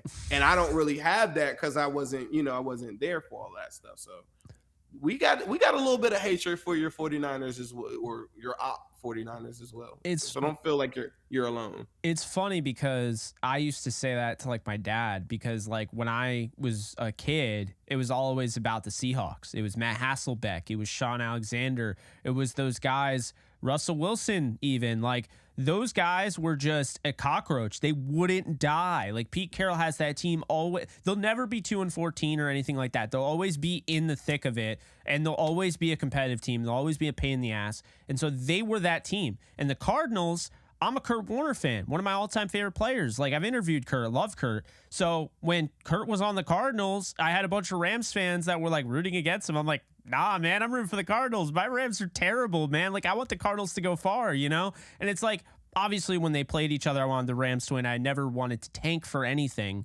But when it was the Cardinals and people were rooting against him, and they're like, Kurt did this, Kurt did that. I'm like, nah, man, you got this all backwards. Kurt was forced out of St. Louis, okay? When they found out Mark Bulger was a thing, they're like, Kurt's out. But Kurt was the reason, he's the only reason they had a Super Bowl up until 2021. So that's the important thing to realize, is that like without Kurt, they don't have that. And so when Kurt went to the Cardinals, man, like I was rooting so hard for him to bring home that Super Bowl for them. And, I think with the 49ers, it's just like going through like Tim Rattay. I hate this. I want it. Yeah. I can imagine on your side. See, I have a lot of family that are Steelers fans, so it's weird. Like with your division, this is how I look at it. With your division, since I don't have any rooting interest, I like the Bengals. I like the Steelers because I have family. I have family that likes the Bengals too, actually. The Ravens, I don't care. I actually like Lamar, so whatever. The Browns are the only team. I like Lamar. I genuinely don't like the Browns. I've tried to. Like I don't think anybody likes the Browns now. I think Deshaun Watson kind of ruined it. Like where it was like, oh, they're like that little guy that you kind of feel bad for. No one feels bad for the Browns anymore. Nobody feels bad for them. No one feels bad for the Browns. Like I read the most. I'm one of those guys. I hate injuries. I start to get cool with guys and consider some of these guys my friend, and they work so hard, man. Yeah. Injuries are so rough, but I read the nastiest comments all day about Deshaun Watson that even to me he doesn't deserve. But like maybe I just got a sore spot for like guys like you can hate him all you want. That dude works like crazy to be prepared, I guess, for Sundays. And you can't play at this level without like giving every single moment, Oh, yeah. and I appreciate that. But yeah, like there are people that want to see him hurt a lot. And so, I Browns fans, for people that live in Ohio, that's a big thing. I don't live in Ohio. So to me, that I've never even seen a Browns fan in real life unless it's at the stadium. They're like, they're like aliens to me, like that just exist on the internet or something like that. Yeah. Like they're nowhere. You're not going to walk somewhere and see somebody with a Chubb jersey on, like walking around your neighbor, like in New York. Like you're not going to, you know what I'm saying? So maybe so that's how it is for me. Yeah. So before I get Steelers though, they are everywhere. Oh, yeah. They are a virus. I don't care what state you are in America. You could go anywhere and you're going to see Steelers, whatever. I don't care where you're at. Well, this is why getting Joe Burrow and guys like Jamar Chase, guys that played on a really good LSU team that everyone watched, like it's brought kind of like some popularity to the Bengals. And I think that's good for you guys. Like, honestly, I mean, I feel like, with the Rams, like Kupp has kind of become that. Stafford, I still feel like there are people that try to tell me, and I love this because I watch every Stafford. I've watched every single Stafford snap going back to his rookie game against with the Lions. But it's you always have these people that want to tell you how it is when they don't actually know what they're talking about. And it's like, oh, well, Stafford's not that good, right? I'm like, bro, like, who's your quarterback? I'm like, oh, right. we them boys. I'm like, Dak Prescott. Call me when Dak Prescott gets past the divisional round of the playoffs. Okay, yeah, I'm taking that. Once you win a championship, it didn't matter. That's the thing. We thought that. Stafford. It didn't matter. I mean, you saw like so you're telling me it's because it's Aaron Donald, it's Leonard Floyd. But all right. So, but I'm gonna tell you why. And I'll be the person that goes against him. I don't think Stafford played good in that game. See, I think he did. Really? Yeah, hear me out. Throw to Ben Skoranek. Skoranek dropped a wide open touchdown that, by the way, they're probably never in any sort of position to lose that game in the NFC title game. Like, he was wide open in the end zone, and the thing went right off his hands like this. So, like, that's the thing. Niners fans always say Tart dropped it, right? Bowl, though. Yeah, but in a bowl. But that's what I'm saying. So fast forward to the Super Bowl.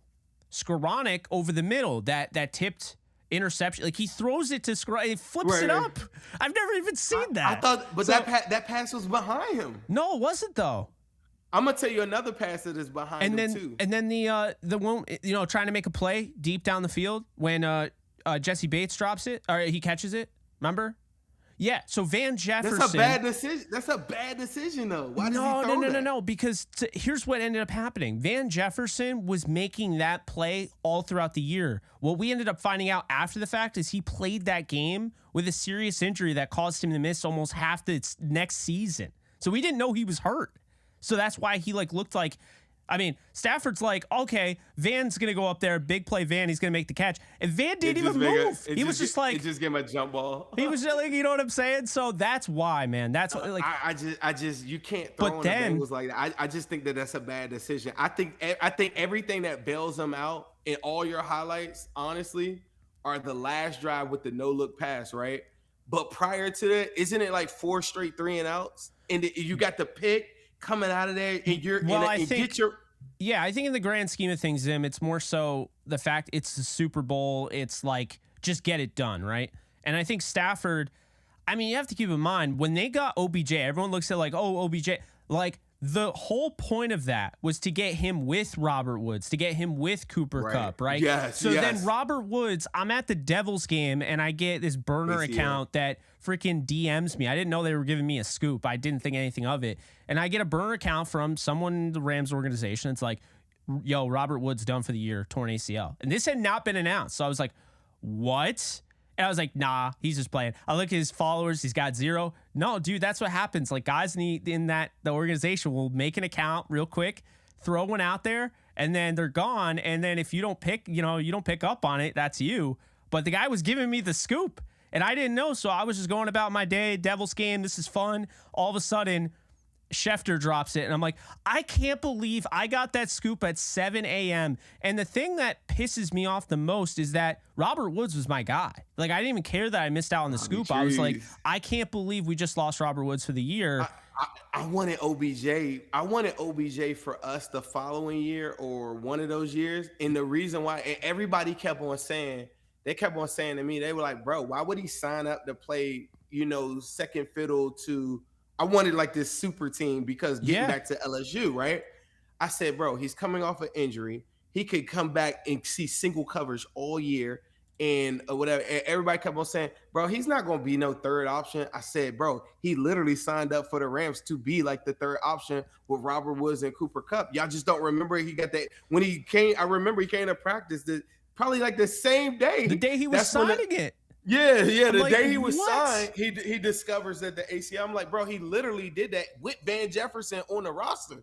You mean to tell me y'all don't think they were like, bro, he's a locker room cancer? I'm like, that's cap.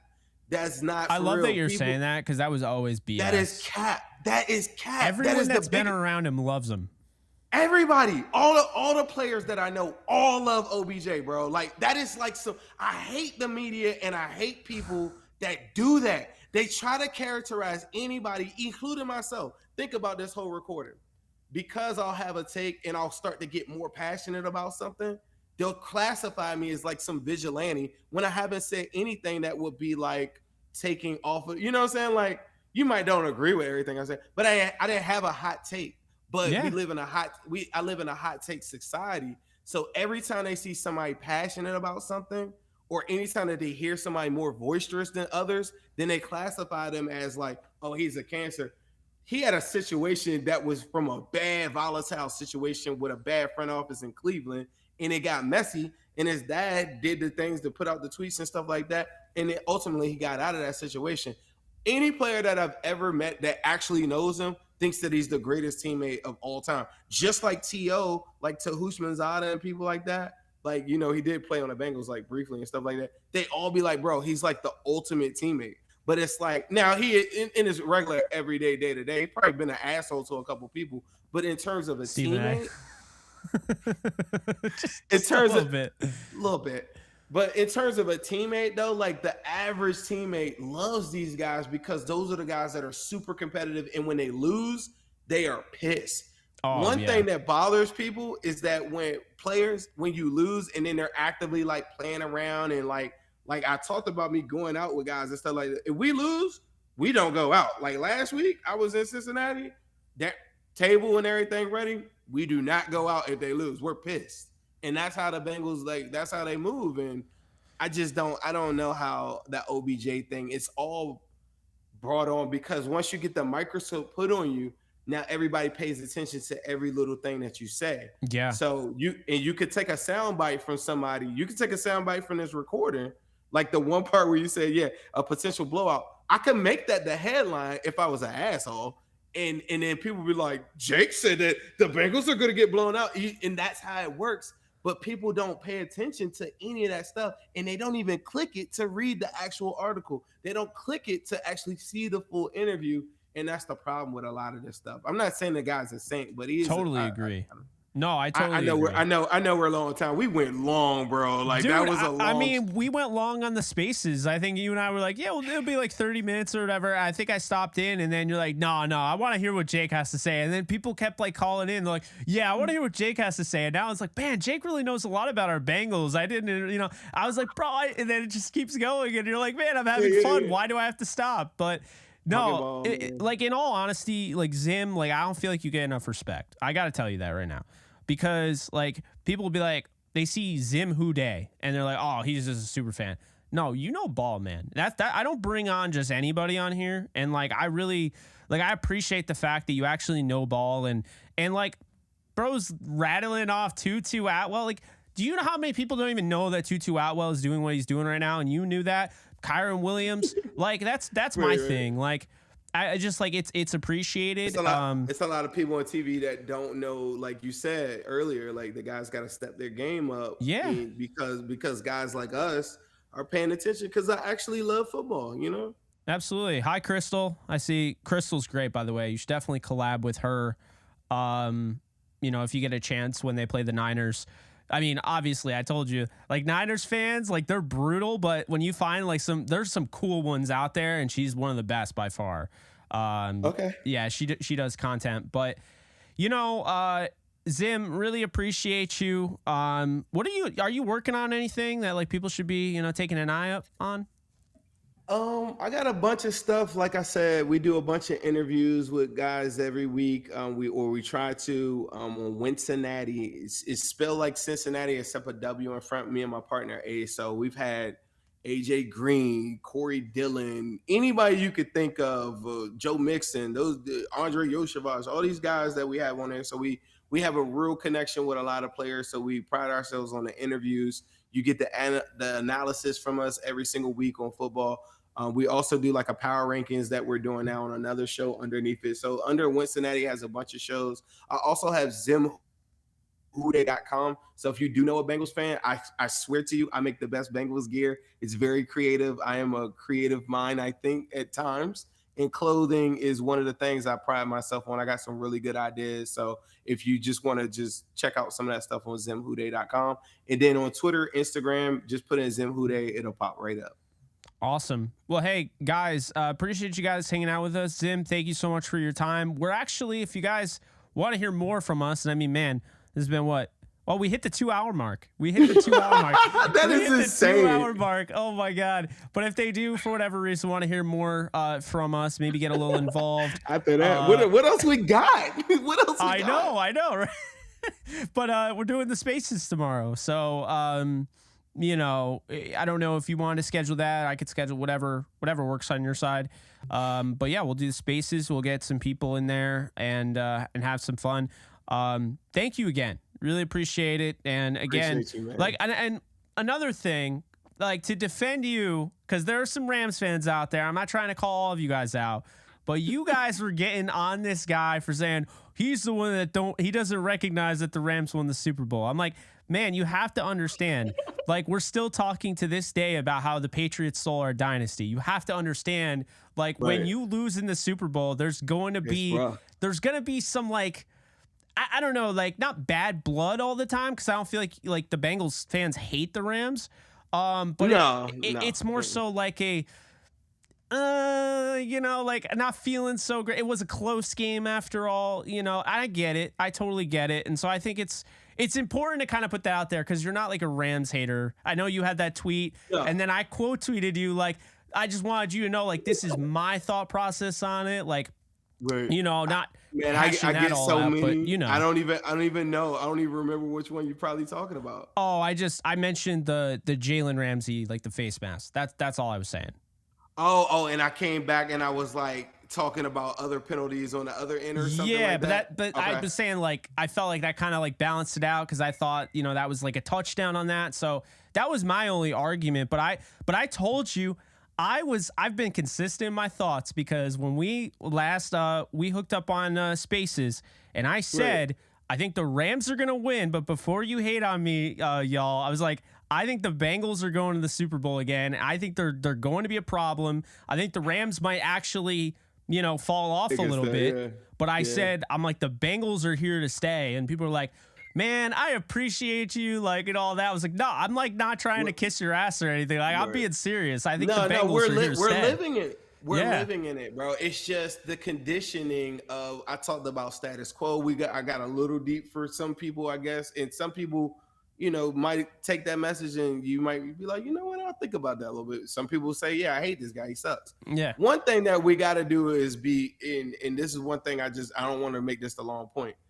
I've watched a lot of people talk about mental health. I watched a lot of different people talk about their experiences. There was a guy from the Ravens fan base that actually took his life last year on the strength of people improperly talking to him. And the one thing that I've been a big proponent of is we're all competitors. We all want to see our team win. We all love football.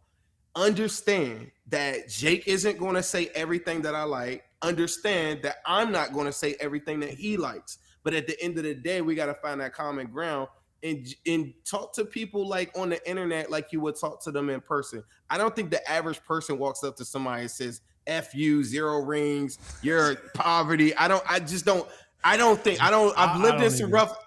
lived in some rough areas. I just don't think the average person talks like that. And I just think that as long as we like, if you look, you could sweep mother. I don't call people out of their name or anything like that. But because I have like a bit of a personality with me, people think that I'm like some troll account like that. I love talking football. I love talking about like the X's and O's of it. You're going to see tomorrow. It's a guy named Tom. That's a Rams fan. That's in there every single day. We talk ball. We talk about the Super Bowl. So we talk about these things all the time because I'm a person. If you respect me, then I'm gonna give it back to you. If you don't respect me and you're like, yeah, you're a dumbass, da da da, then I'm gonna just either block you or I'm not gonna even engage in a conversation with you. But I don't do the back and forth type of stuff. And people got to learn to understand the difference between communicating to people talking with a difference of opinion on football versus we're just disrespecting people talking football. Those are two different things. And as long as you can keep that in mind, we could go back and forth. We're not going to agree. Tomorrow I might bring up something that pisses me off about the Super Bowl. We don't have to agree on that stuff, but we respect each other and we know that we're human beings.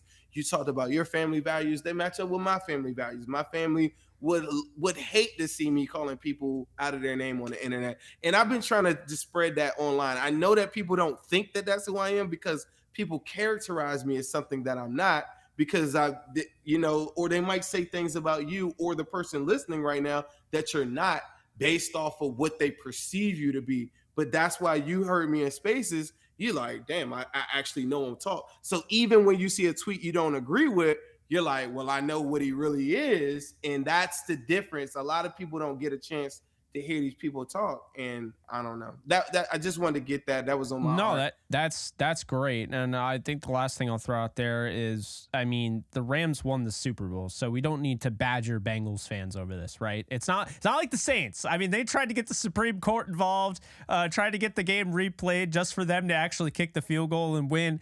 It's not like that. So a lot of respect to you. Your fan base was I mean, just the hospitality was awesome throughout that week.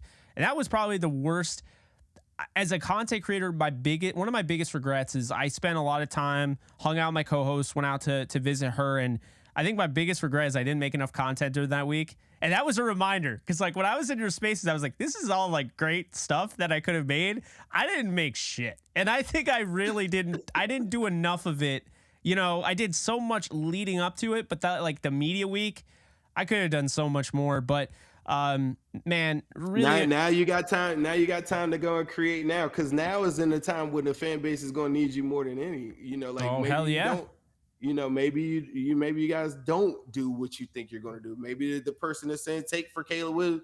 This is where the content creators. I remember before we got Burrow, I was cooking on Instagram. Like I wasn't on Twitter yet. You know, I was on Instagram creating all these different things to, you know, talk about AJ Green and highlight the players and making sure that I could do my part for the players that I want, that they don't get like slighted when it comes Pro Bowl talk or get slighted. Like I would feed out highlights to young kids. Like now that have grown up, like now I'm the old guy, but I would feed highlights to everybody. Like, hey, did you see AJ Green catch this? Oh, did you see Tyler Boyd? Like, and then I make them post it on their Instagram. And so I'm always constantly like, you know, trying to do a little bit of that. Since the Bengals got good, I don't have to go as hard, I guess, I think sometimes, but I don't know. I feel that 2016, they start off 3-1, and then they only win one game the rest of the year. I'm talking about the Rams. I'm talking about Jared Goff's rookie year. That's when I first started content creating, and it was like, it was fool's gold, and I didn't know. I was young, like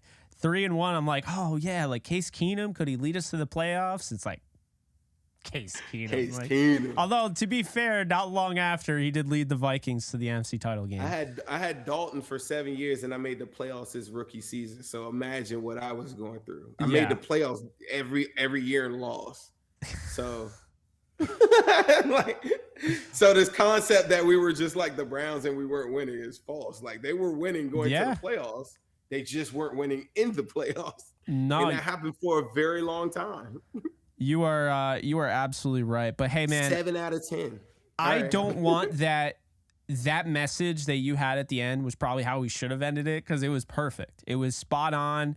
I do think, I mean, I deal with depression and anxiety myself. There are days where I don't feel like getting out of bed. And if I try to explain it to somebody who doesn't deal with it, they're like, man, you're just lazy as shit. And I'm like, no, I like, honestly, like it's a mental thing. Like sometimes you can't control it. And so I don't know. I will say conversations like these are why I do what I do. Like I really enjoy, because it's not just me living on an island, seeing it like this. It's like people like you that come on and even if you're not on my show, just seeing what you're doing, like it's cool because we are kind of a whole community. And I understand like some people kind of look at it as like, nah, dude, I'm competing against you. And like, bro, we don't even cover the same team. What are you talking about? Like, we're not competing, man. So, I mean, just keep doing what you're doing, man. Really, really proud of what you've done. Cause I've seen your growth. I mean, it was like, I think we're at like 14,000 followers when we last chatted. Now you're over like 22,000 or whatever on Twitter, and you didn't even start there. So like, that's just a credit to how much you've been putting in. And, it's awesome, man. Just got to keep on rocking in the free world, Jake. Here we go. Absolutely. Well, that's going to do it. Appreciate you guys. Be sure to hit the thumbs up if you haven't already. Go follow my guy at ZIM Houday. I don't care if you're not a Bengals fan. He's worth the follow. He's good people. And we'll be doing the spaces over on Twitter tomorrow. So if you want to check in on that, you can check it out in his. 11-ish, right? Yeah, 11-ish. Yeah. 11-ish, 12-ish, somewhere around that mark. We'll want to get it done before, of course, the 1 o'clock game starts. Before the game, yeah. Once the game starts, yeah, I'm locked in. Yeah, nah, same here. But appreciate you guys, and we'll see y'all soon. Later, folks.